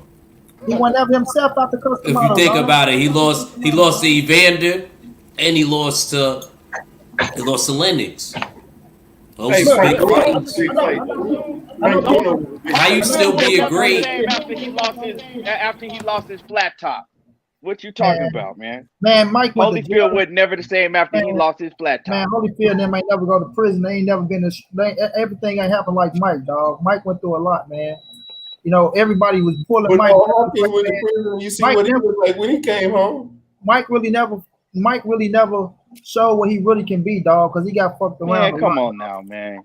I don't let people use prison as an excuse, bro. I'm saying too many fighters have been to prison. Quinn Randall that was on her been to prison. But we know Mike Hopkins was in prison. Mike Tyson has a mentor that needs to be like he needs somebody really that's showing that they really like him growing up. Like, man, if he had Customato, dog, through his whole career, and rest in peace of Customato, I know a lot of people gonna say, oh, the weight and all that, but if he had Customato his whole career, dog, he probably would finish his career undefeated, dog. Nobody. If Keith Thurman had motherfucking Mayweather's dedication, he'd be undefeated right now. He'd be undefeated right now too. He went undefeated, dog. You got some people who think Tyson would knock out Ali. Nah, I ain't gonna go there. Man, hell no. Ali beat the dog shit out of Tyson. You know what I'm saying? Mike already said Ali a whooping, dog. When him and Ali was right there. Damn. I ain't that. So you got Mike against Rory, Monty? Hell yeah, I do. That murder. He said by he said nigga said by murder act. I'm gonna be honest. Yeah, man. I gotta ask Kurt. Roy ain't looking too good, What's man. up? Roy ain't looking too good. Hey, in those, and I've watched both training videos from both fighters, and I keep watching them every time they post, they training videos, and every time I look at Roy, I'm like, you still bringing that jab up from your waist, doing the same shit. Yeah, your hands ain't up to protect yourself, and I'm looking like you said. And then he made a comment today on the video he posted today talking about the speed still there, and I'm looking at him like, man, Tyson. No, it ain't. What's your thought on this? They got odds I on hate that to fight. say that shit too. They got odds on that fight, Mac. But I like That's what they do. But this is an exhibition, man. The energy ain't gonna be there in the real fight, man. Nah, they try to say in the press conference, they try to say it's a real fight just with 12-ounce gloves. I don't think they gonna. I don't think they gonna. Nah, I think this fight gonna be rehearsed, man. I don't know, man. I don't trust it, man. I don't. I think it's gonna be like a sparring session, like a light sparring session. They better put some headgear on that boy. I don't trust it, man. I'm not ordering. I'm not. Nah, I don't trust they it. taking the. Yeah, I'm a pirate that too. I don't think I'm gonna order it because I don't really trust it either. But Odds are in Mike Tyson favor at a -200, so it's 2-1 odds. Well, Roy Jones at a +155, so it's really 2-1 odds. You know what I'm saying? You bet 100, you win $155 if you pick Roy. Roy wins. All right. The over is 120. The under is 150. But how could we say Tyson just gonna beat Roy like that? Roy was more in the ring recently in 10-ounce gloves. You know what I mean? You know why I'm saying it? What? 2016. Badly in the last. You know why I'm saying is because Roy, he don't sound confident himself to me. You know what I'm saying? The little shit he's saying, like, Mike Tyson might hurt me and this and that. Like, you don't say no shit like that going into no real fight. He just don't sound too confident to me himself. And once a man don't sound confident themselves to me, I'm like, you already basically lost half of the fight. This fight is a dog and pony show. I'm telling y'all. Kurt ain't feeling it. Kurt it's no way I can see. Roy's still smaller than Mike too, and I just can't see Roy coming in this fight. And if I don't see Tyson fighting like it's an exhibition. The Tyson I know only know one way. That's the fight. So I would have liked to see Tyson in Shannon Briggs. That's what I would have wanted to see. Yeah, I said the same thing. Yeah, but see, Shannon Briggs still Holyfield ain't looking good neither. Holyfield looking real slow and old too. I bet you Tyson will whoop Holyfield ass right now. Man.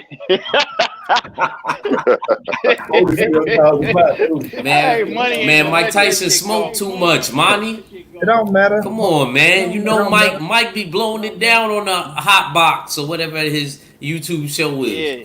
He's smoking with the rappers and all of that. Most of them ain't got number 3 rounds. Most of them ain't got number 3 good rounds. That's it. I'm gonna say this though with Roy Jones. It's a little interesting though, dog, because if Roy ass can move and not get hit, which he ain't gonna do, but I still feel like Max say, Tyson gonna come out there and try to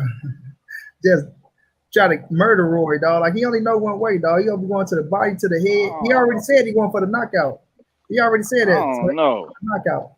Listen, man, I admire what Mike Tyson did for boxing, but Mike Tyson was a mentally weak fighter. Even when Buster Douglas put hands on him, they was trying to take the credit away from Buster because remember they said Buster was down for 14 seconds. Yep. No, he was down for like. Tyson also said he had. Tyson also said he had to clap during that fight. I'm like, they let you fight with that, bro? I don't think that ever happened nowadays. Tyson had like 17 little Chinese girls and a pound of blood, dog. Yo, Monty crazy, dog. He did, but look, for real, look. Buster Douglas was out, bro, for like 12 seconds though, for real though. That was he really was though. I seen that. Buster, man, hey, I cried. I ain't gonna lie, man. I cried when that shit happened. That shit hurt the hell out of me when Tyson lost to Buster Douglas. I was devastated. I was devastated. But look, Buster Douglas lost his mama though. He wasn't taking no for an answer though, dog. He was in there. He was fighting though. Like that Buster probably would have beat anybody that night. Buster was a beautiful boxer, man. Beautiful boxer. Buster didn't take his shit that Holyfield had going on. He got his ass up. God. No, he was as close to God as he ever was in his entire life that night, and that's what happened. Yeah, dog. He lost his mama, dog. He was fighting for a bigger purpose. But I'm gonna say this what Kurt said, man, because Kurt was right. Tyson, and that's what I was trying to say, Kurt. Tyson mental, dog, was just unstable at times. Like you don't know if you'll get the best Tyson, so he go in there and just not give a fuck, dog, because he was mentally mind fucked, dog, and he was misused in so many ways to where he ain't love the game no more, man. He ain't love the game. He was just in there for the money and shit. Everybody pulling him this way, that way. That's why I say if he had somebody there that really loved him, dog, that pushed him like Customato did, you know what I mean? Man, we would have seen the best Tyson for years to come. But he was so mentally weak and broke down and used this way and that way to where we already know he crazy as hell, but he was smart as fuck as well, though. Like Tyson is a smart motherfucking individual, even right now, dog, because he read a lot and he know a lot of shit. You know, sometimes it just goes from up his head because where you at in your life and how you interpreted things your way. You know what I mean? So the dude's smart as hell, but when sometimes we so smart, you crazy and weird as fuck. And that's Mike Tyson. But I want to say this too, real quick. In boxing terms, George Foreman, Sonny Liston, and Mike Tyson, you know what they have in common? They can all punch, but they always outbox and outsmarted at one time or another. Yeah, and that's what a puncher is. When he can't hurt you with his power, there's no plan B. Right. And I'm gonna say this too. I'm sorry, Kurt. No, go ahead, Money. I was saying when that dude was talking about Tyson to knock out Ali and shit, man, do you know how strong Ali was? Like I was saying, like her Sonny Liston family, right? My brother was married to Sonny Liston's niece, right? And they used to see the spawn and shit of Sonny Liston and things like that. And although they used to always watching and shit, you know, I wasn't really like this, but they were like, yeah, this Sonny Liston niece, her name was Tawanka Liston, rest her soul, man. She passed away a few years ago. God bless her. Sonny Liston hit so fucking hard, dog. Like, I think he hit harder than Mike Tyson. He one of the hardest hitting motherfuckers in heavyweight history, dog. You know what I'm saying? So, I don't discourage Muhammad Ali, man. And his jab was crazy, Monty. And his story was crazy. His story was he need a movie. It's a few boxers. Yeah, I did my research. Yo, man, when he got to St. Louis, his life is real, man. He got a movie. Yeah. But I mean, like, you know what I mean? I want them to, you know, really like, you know what I mean? Like, I want, there's a couple boxers like Sugar Ray Robinson. I want them to really like spend their time and give them like a silver screen type movie. A real movie. A real high budget film. Yeah, for real. With some money behind it.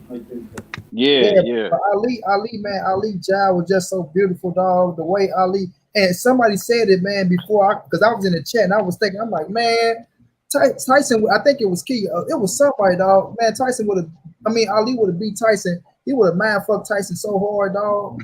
So hard, dog. Like, man, come on. That boy played the most of the games, dog. Because back in the day, like I say, back in the days, dog, those was real men, dog. Like, they was real men. Real, like, strong man. Like, my daddy, dog, like, that's why I looked up him so much. I grew up around all old heads. But it's like, you know, the real man, dog, like the strong man. They was real men, dog. Niggas unscrewing boats with their bare hands. Like it don't matter what happened. You gonna have to really kill them to keep their ass down. Because, you know, like, man, back in the day, it was way tougher than this era. It was just way tougher. Ali used to go to Sonny Liston's house and stand on his yawn 3 o'clock in the morning yelling for him to come outside. Yeah. I remember he was at. I'm gonna tell you something. This is one of the reasons why I don't put none of the modern fighters on the greatest of all time list, because those fighters back in the day, they fought each other. Yeah. Right. They All like, of them. if you had a belt, I want your belt. I don't give a fuck. And listen to this, man. I have to say this. The first 11 years of his boxing career in the pro ranks, professionally, Sugar Ray Robinson had a record of 128-1 with 84 knockouts. You see what I'm saying? Damn. That's crazy, though. You'll never see that in my and I can't even that's why I always say, like, I don't even put like the new boxers nowadays in the same stratosphere, because it was 15 rounds. It wasn't as many titles. It's a lot of different like scenarios that go into that, and I just feel like that alone, you can't even put like the new era fighter in the same echelon. Right, but check this out though. Check this out. As an amateur, he went undefeated. His record was 85-0 with 69 knockouts, 40 in the first round without headgear. Yup, he beat Floyd Patterson too. Damn, in the New York Golden Glove. He beat the brakes off Willie Pep, and he beat Henry Armstrong. Yep, and Henry Armstrong was a monster, and that's one of my favorite fighters. Man, they don't broadcast that though. You'll never hear they got a little bit of that footage in that fight, man, but it was criminal, man. That it was so distorted. You can't see, but you do see Sugar Ray like get him against the rope. He's beating the shit out of Homicide Hank, man. I ain't gonna lie, but man, that's when Sugar Ray was young too. You don't get none of his fights. I believe in like early in his career, really like that. You do, a lot of the film was distorted. Yeah, that's what. And he had a left hook from hell too. Oh yes, he did. A lot of people don't talk about his left hook. He's a double up and triple up on his left hook. Yeah, he did. I think my favorite though knockout from him though was against Rocky Graciano. He got knocked down, came back, knocked him out. People don't put Joe Louis in their top fight of all time, but Joe Louis was no, I'm just saying, when you see people put up their list of top fighters, you hardly ever see Joe Louis. Joe Louis coming behind. We getting feedback from somewhere. Yeah, it's bad. I think it's act. Yeah, it's okay. But look, Joe Louis coming behind. What's my man's dog? Jack Johnson. Jack Johnson, Galveston, Texas. Jack Johnson, yeah. They don't know all the shit he had to go through, dog. Like they had the Jack Johnson rule, and it mainly went against Joe Louis, dog. You know what I mean? This man couldn't celebrate after knocking out no white boys. He had to, you know what I'm saying, go through all this shit. You know, it was a lot ride on him, dog. You know what I mean? So it's a lot he went through that he had to stand up against to represent black people as a heavyweight champion, and even to get a fucking championship fight, dog. So I'm with you, Mac. They believe in him out a lot of things. Dog. Joe Louis used to eat people lunch, bro, in the ring, man. He used to stretch people out like a Persian raw. He hit so hard, he made people do 360s, man. I seen it. You remember that? I got all his fights. I seen it. That rematch with him and Jersey Joe Wildcat. Yeah. That was cool. I watched the first fight when Jersey Joe beat him, and I was like, damn. And I went back and watched the rematch, and I was like, terrible. That rematch was, I felt sorry for Jersey Joe. He was the best technical puncher, man, because of balance and precision. He cracked Max Mellon vertebrae with a body shot. Put Max in the hospital. Damn. Man, when you go back and watch a lot of them old fights, I'm talking about only other person I know like that, Kurt, is Max Barrow. Max Barrow, like, yo, he killed the dude. He detached the dude's vertebrae with a headshot. Like I don't know what type of hook he threw. He killed two people in the ring. Yeah, he killed two. Yeah, he killed two people, not one. Yeah. What's his name? Max Barrow. Oh yeah. Max Barrow. Yeah. That's the one who your boy beat from Jersey, Kurt. Cinderella Man. That was a great win for him too. Yeah. That changed his life. That's a big upset. Man, them fights back then was crazy, dog. Because I still go back and watch a lot of them old fights, man. I used to stay up. All night to the morning, to like 4 o'clock in the morning, just watching all them old fights like that. YouTube got all of them, and I just sit Yeah. back. I'll go Google. I just think of a fight and just go Google it. And man, and you'd be surprised on some of them fighters, like what's his name, Mark Antonio Barrera. I went back and watched some of his old fights. Man, that was a cold ass Mexican, man.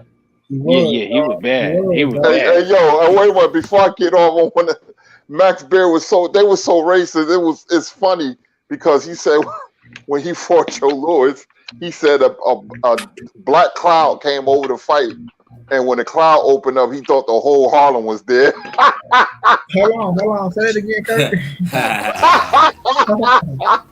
Harlem Wait a minute, hold on. Let me gather myself.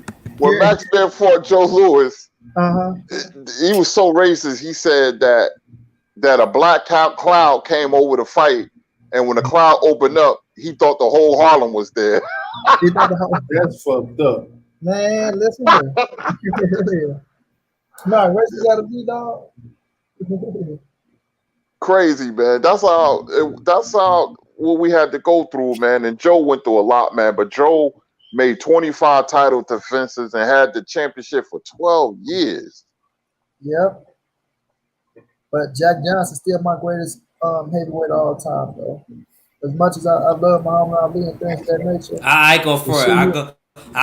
I go for skill and resume. I gotta put Ali up there, man. Yeah, like the people he beat, and he went up there. Like that's who I go. Like the people in your era, especially if you got a lot of good crop of fighters in your era that help you out. You can't help when you was born. It ain't everybody. You know, it ain't your fault. But he fell in a great generation. I'm sorry. But I'm gonna say this: the way that Jack Johnson had to do what he do, dog.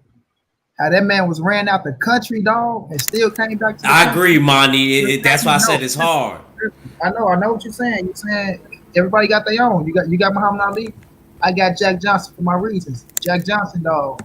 Like, nigga, even like when he went out the country, he had to stay in the country.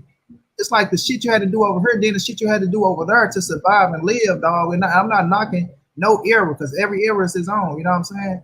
Like, I got Floyd as my GOAT. That's me. Just because how it is, like you're saying. But Jack Johnson, dog, the shit he had to endure and what he went through, dog, it was just crazy. Like, his story to me is just a crazy ass story. And he been something everywhere. And and just by being the heavyweight champion, he was down. But just the way he thrived in Mexico, bro, to build himself up before he even came here, how he made sure he came here before his mama died. Like, it was a lot of shit that he went through, dog. And to still endure all that and still come out on top, you know what I'm saying? We don't even know if he was a spy for the country or not. You know what I'm saying? I think they let him back in because he was going to be a spy or something, you know, but just Jack Johnson, dog, like, that man but he was black. He never took his blackness away, dog, in a time where racism was fucking racism. Like, he never took his blackness away, even though he was nailing white hoes and all, you know, like, he never took his blackness away. You know what I'm saying? But his black woman left him though, you know. So he said he made his mind up that so people can't knock him for what happened. But Marty, don't do that. Marty, don't do that. Left him, dog. She shook out on him. All his black women. He had every black woman he had. They left him, dog. They left him on stuff. That's true. I remember his story. That's a fact, and he did say that. My dog was black, dog, in the time where. Man, and not only that, this nigga beating race coach. Man, Jack Johnson's story was lit, dog. That nigga was lit. But Ali's story was lit too, though, bro. And then what I love about Ali's is it kind of like he put everything on the line when it came to that belt. Like, it showed his moral compass. Like, a lot of boxers ain't get to display that.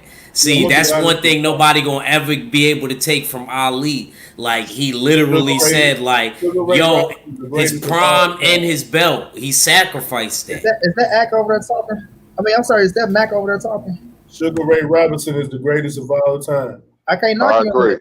I can't knock you on that. Sugar Ray had the whole block. That nigga bought the whole block, dog. That nigga had a whole block, dog. But go ahead, Mac. I'll listen. I'm just like, bro, I was watching some documentaries on Sugar Ray, and I'm sorry, man. I don't get me wrong, Floyd is the greatest defensive fighter of all time. But Sugar Ray Robinson is a different type of monster. And it came up in a different type of era. And I don't think Floyd would have lasted in that era. We don't know. We don't know.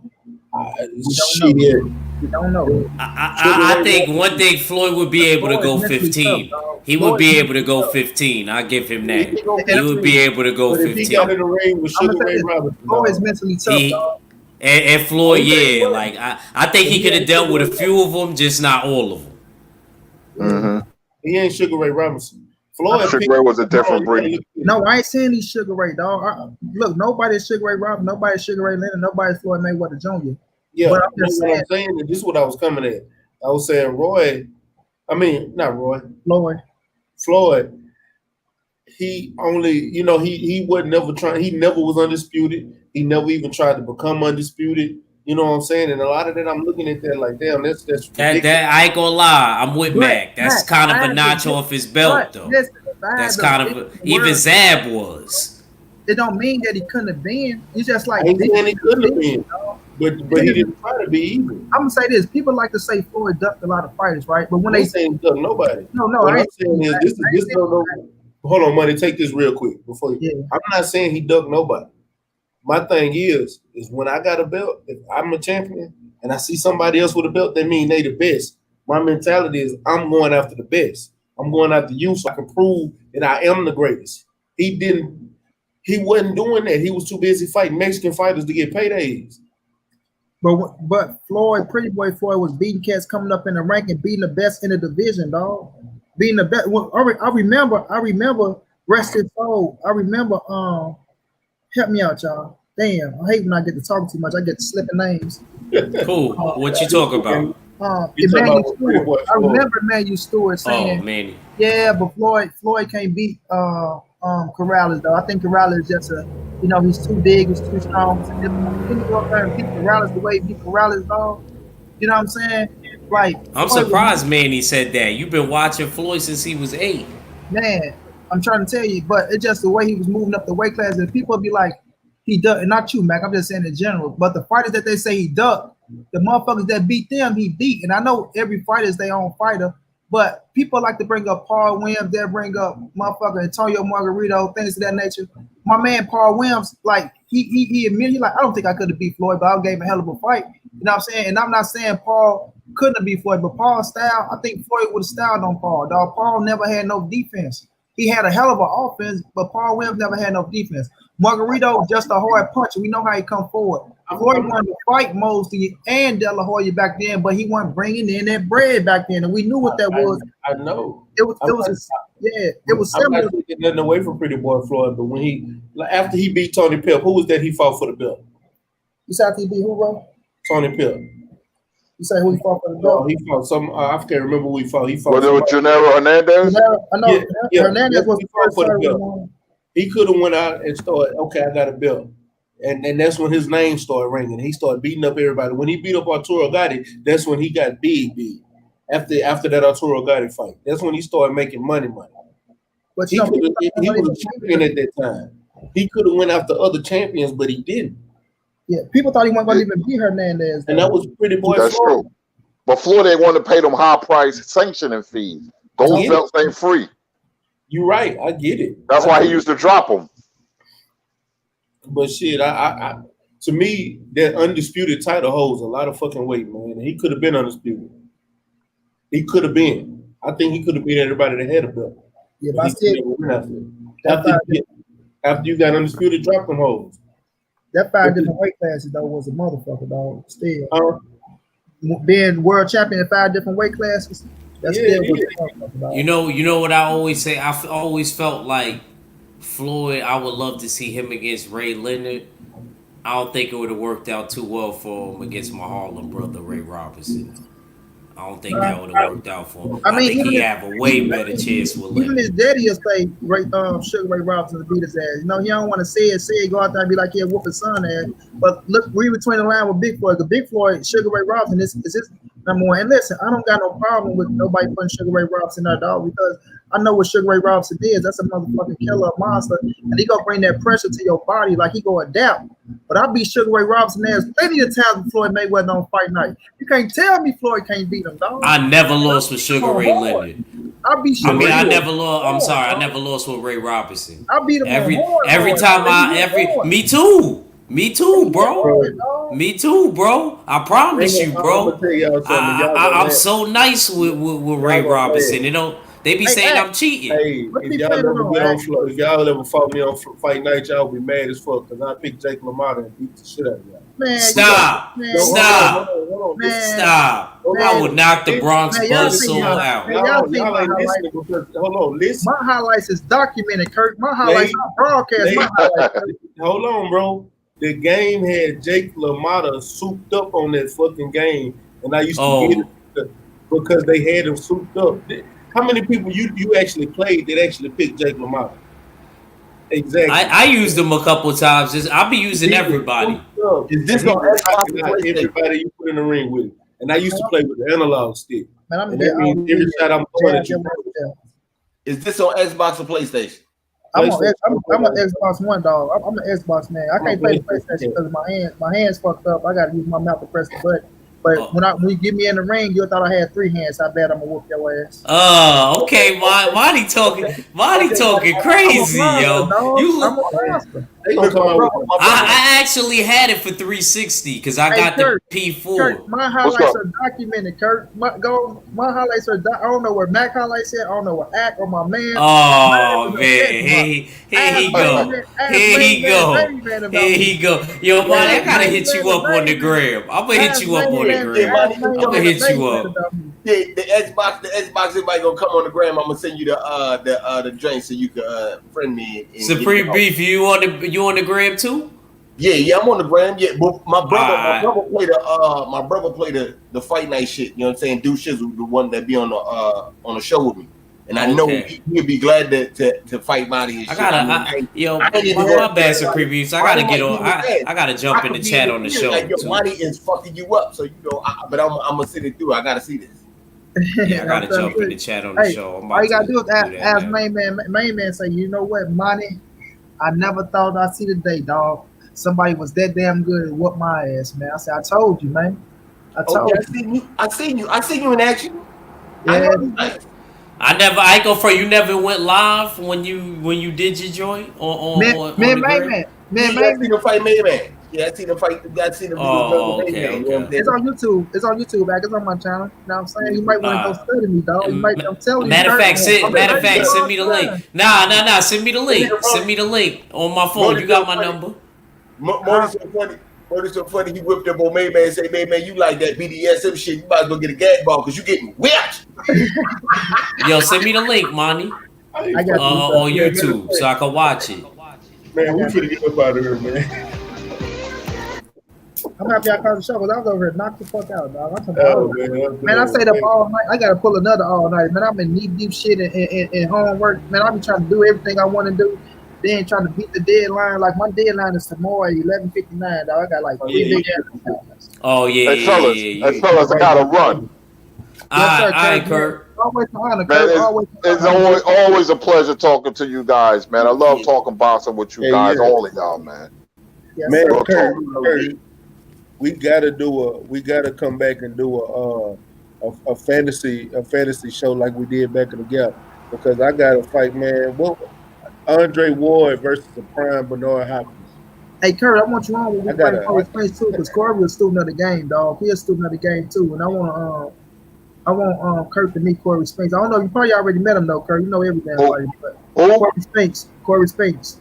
Oh, I ain't meet him, but I love to talk to Corey Spence. Man, let's do it. Hey, let's set it. Well, tell you what, let's set it up Sunday. Let's do an interview Sunday, man, and I get Kurt on you 503, and we have a great interview with him, man. Yeah, talking about Corey so down to earth, dog. He just like my man from Philly, dog, who Blue be breaking on, man. I gotta call Chop too. Chop got a bare knuckle fight coming up. I've been meaning to get him back on here. I just heard that Chop. When is that? Yeah, he's set it up. Yeah, I'll be talking to Tim Witherspoon and Aaron Superman Davis, Kevin Kelly. I talk to them all the time. Yeah, I ain't gonna lie. Corey's gonna hook me up with an interview with my man who y'all just say y'all wanted to fight with Shannon Briggs. When Shannon said that about Wilder, I said no. I don't want no interview with Shannon Briggs. Man, I ain't gonna lie to you. I've been thinking about taking him out.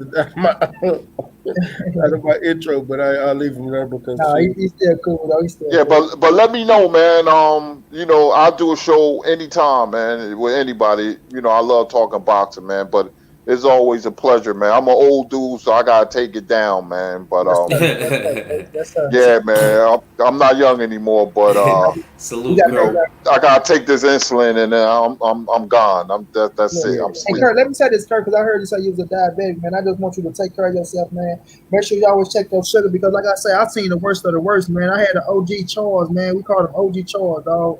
Man, OG had to get his leg amputated. He cried on him, and that ain't the word. I came back. I seen him the next time he had to get the other leg amputated, dog. I'm like, damn, OG. And he took it. My uncle got both his legs amputated. So yeah. Wow, and my grandma. So wow, I'm sorry for that, man. But thanks a lot, though, Money Man. But my wife, she's a nurse, so I lucked out. And number two, we own, a lot of people don't know, we own aromatherapy. So I'm into like apple cider vinegar and sea moss, and it's nasty, but it's good for me, man. It regulates my sugar.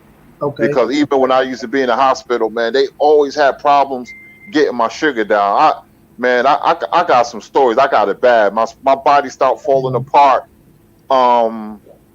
At the age of 45, that was like in 2012. So, and diabetes, when you get older, when it festers in your body over a long period of time, that's when the problems come.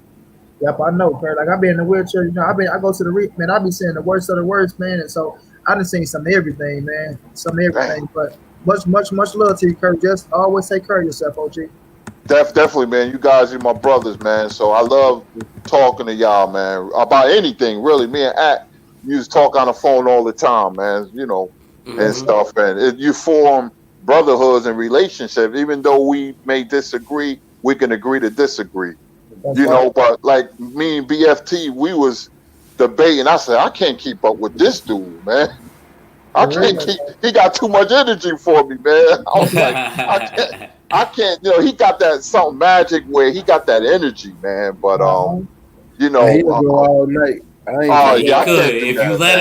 If you told them like, yo, go all night, like, yo, this is for all the marbles, BFTV would do it, bro. Yeah, true indeed. Because we all bring something to the table. That's what I like about the community. We all have our different ways, but we all know boxing. Yes, sir. You know what I'm saying? But y'all brothers have a good night, and I'll talk to you again. Man, appreciate it, Kurt. Appreciate you coming through. Man, give me some last words, Supreme Beast. Appreciate you coming through too, champ. Shit, man, it's always a good one, man. You know what I'm saying? I'm glad I got to sit back and listen and learn, learn some shit. It's always good to catch them jewels while they dropping them.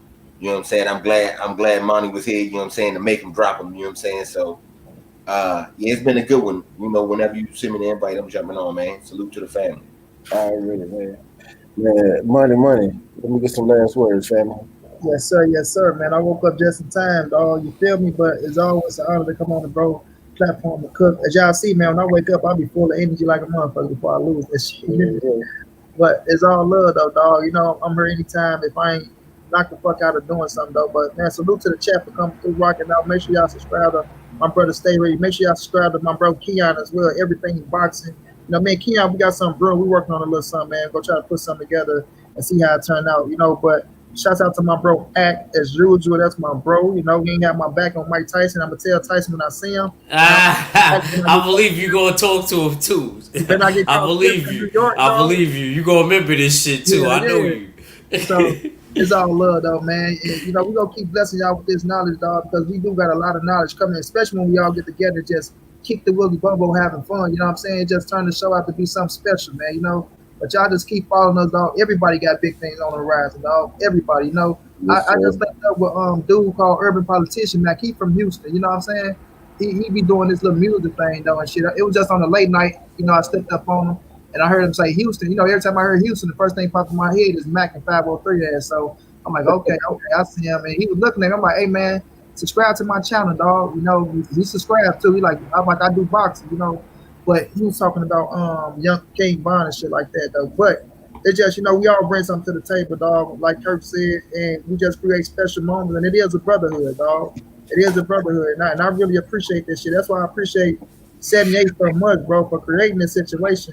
And the sucker tried to keep me away from the LGBT. Didn't want to really tell me what it was. But as a real man, when you get around shit, you gravitate towards the real. You feel me? You go gravitate towards. If you a real nigga, dog, ain't nowhere in hell you gonna go against the real when you see the real. That's just real shit. You feel me? And that's the best thing that happened to me, dog. Me bumping on this YouTube shit and fucking with the motherfucking LDBC, dog. My motherfucking brothers to my casket drop. Y'all follow me on Monty Brown TV. Follow me on Instagram at Monty_the writer. We do great work over there. We will be back in December with the live stream, but until then, we'll keep on dropping video. I'm finna drop a video now. You know what I'm saying? Y'all check that out.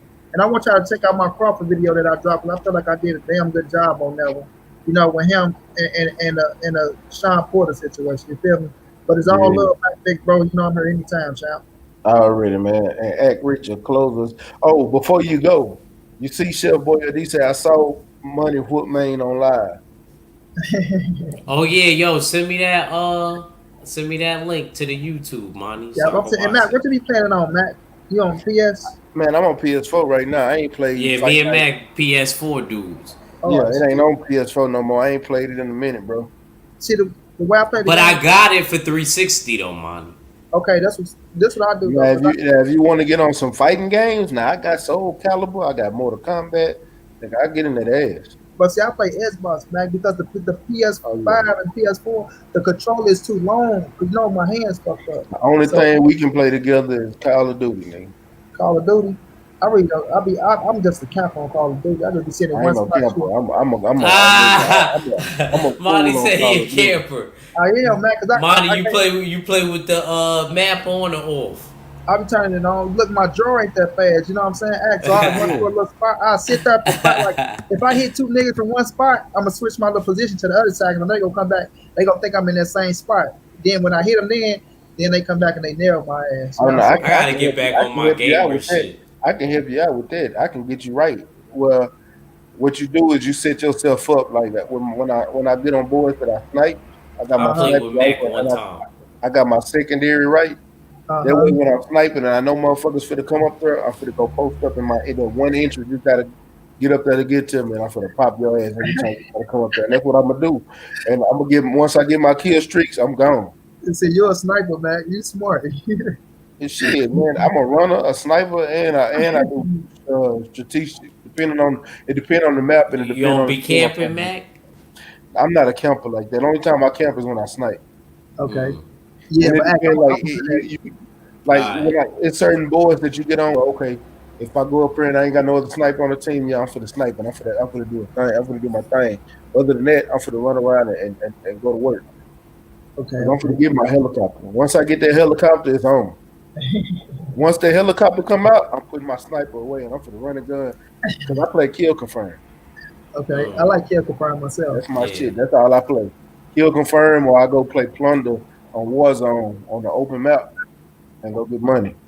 Hey Mac, you say when you get the helicopter, you got your backup and that. I get that big helicopter that's shooting up everything. I'm just home. I'll give it there. I done got my sentry gun and everything. I'm finna go post that sentry gun up somewhere and I'm finna just get killed. As one of my homeboys played with me for the first time not too long ago. We was on. I forgot what board we was on. I was 43 kills with 10 deaths. I recorded that kill too. ratio. Huh? We call it the kill switch ratio in New York. I'm sending it to you now. I just found it. So I'm gonna watch it just myself. You know, I carry man. Look, I ain't gonna tell him. I ain't gonna say too much. You know, I don't want to kill nobody. You know, kill nobody's spirit. Man, like I'm gonna watch it. I'm gonna tell you what I think. I'm gonna text you what I think too. Yeah, when I'm done watching it. I know you probably did your thing because everybody was saying what they were saying. Yeah, but I want $20 up off of. We bet $20. Oh, okay, that's good. That make you want to play harder though. That's why I like gambling, even if it's just $5. I'll be going hard. But yeah, you want me to give you my last? Yeah, go ahead and close it out, bro. My bad. All right, man. Talking about Call of Duty, you know, that's a whole nother 30 minutes. Right? I'll do a game stream if you want, but yeah, man. Well, we might get on this weekend and fuck around. You go if you free. Xavier the boxing nerd say I knocked Terrence out in 3 rounds. Every welterweight I knocked out in 1 round was Sugar Ray Robinson. I whooped their ass with that one dog. That's who I'm going to use. I don't know who you going to pick, but Hey, good I talked to you about that though, Monty. I don't want to keep Matt. He 2 hours 19 minutes. He gave the people enough. Ooh, boy, I'm finna go to sleep. Oh yeah, I'm finna go jump in the shower when I'm gone. Yo, salute to everybody that jumped on the panel. For real. Salute to everybody in the chat. Y'all the ones that keep us going, keeping us pushing. You know what I'm saying? Shout out to my brothers for keeping me occupied. You know how you going through stuff, people, and you want to do stuff to keep shit off your mind?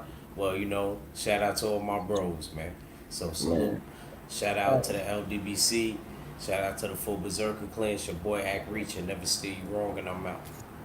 Already, man. Appreciate y'all coming through. Shout out to Jay Good. Shout out to Mr. Everything Boxing. Shout out to Supreme Beast Boxing. Shout out to Kurt Sugar. Shout out to Money. Shout out to Jamboree, Ultra Active, Quattro Cinco, Act Reacher, Judge Galvatron. Y'all know he got all the monikers, all the monikers, man. Shout out to my little bro, man. I appreciate everybody in the chat, everybody in the super chat. Man, this was a fire-ass show. We had fun. Shout out to the LDBC. That's Lions Den Box Community. If you didn't know, you damn sure know now. Shout out to the Houston Hard Hitters. Even though my brother 503 wasn't here tonight, you still had the main captain of this bitch. I was still in this motherfucker. We went live tonight. Man, y'all make sure y'all like, comment, and share this video to all your social media platforms, man. It helps build the show up. It helps with the y'all make sure y'all like it. Helps with the visibility, and I need help, man. We trying to grow this thing, bigger and bigger and bigger. So that means I got to get to dropping these videos. So I'm gonna have to drop these videos. He say, man, it's the first time on Stay Ready Boxing TV. I'll be back, man. I appreciate it, Tyrone Spencer, man. Come back, man. I appreciate everybody that was on tonight. We had fun tonight, no lie. We didn't talk about everything. Well, get into detail with everything. We talked about everything. We ended up going into just straight boxing conversation. That's what it's about, though. That's how it always end up on. Oh,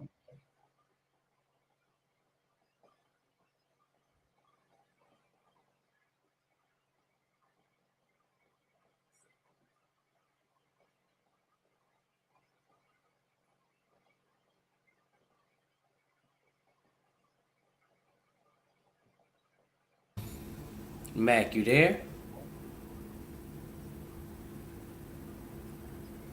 Hey, I ain't gonna end the show.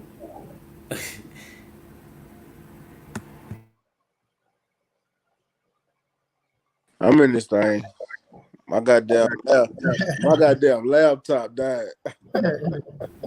Oh, okay. It's all good, but man, that's how we do it, man. I appreciate you coming through, though, Tyrone, man. Y'all make sure y'all come back, man. Go ahead, hit that subscribe and hit that bell icon. I got some videos. I'm gonna drop one tomorrow for sure before Smoke City. We're going live on Smoke City tomorrow, man.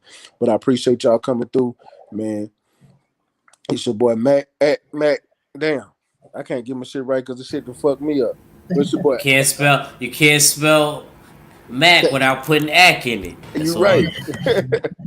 But it's your boy Mac with Stay Ready Boxing TV, man. You ain't got to get ready if you stay ready, man. Peace. And follow my boy Stay Ready Boxing. He's the best. Follow my boy Stay Ready Boxing. He's the best. Let's go, champ. You ain't gotta get ready, stay ready. You ain't gotta get ready, stay ready. Hey, you ain't gotta get ready, stay ready. I'm all about business, somewhere in the trenches. Moving weight, I'm on my 24-hour fitness. I don't need a witness, moving with the quickness. Was off the porch when you was on the playground benches. Block bleeding, smoking trees, eyes Chinese. High speed, singing every lick, walking by me. I'm sticking to the cold like a Siamese. Twin Glocks on me, shoot 'em up like some IVs. Pushing flower, test me and you'll be pushing flowers. Smoking sour.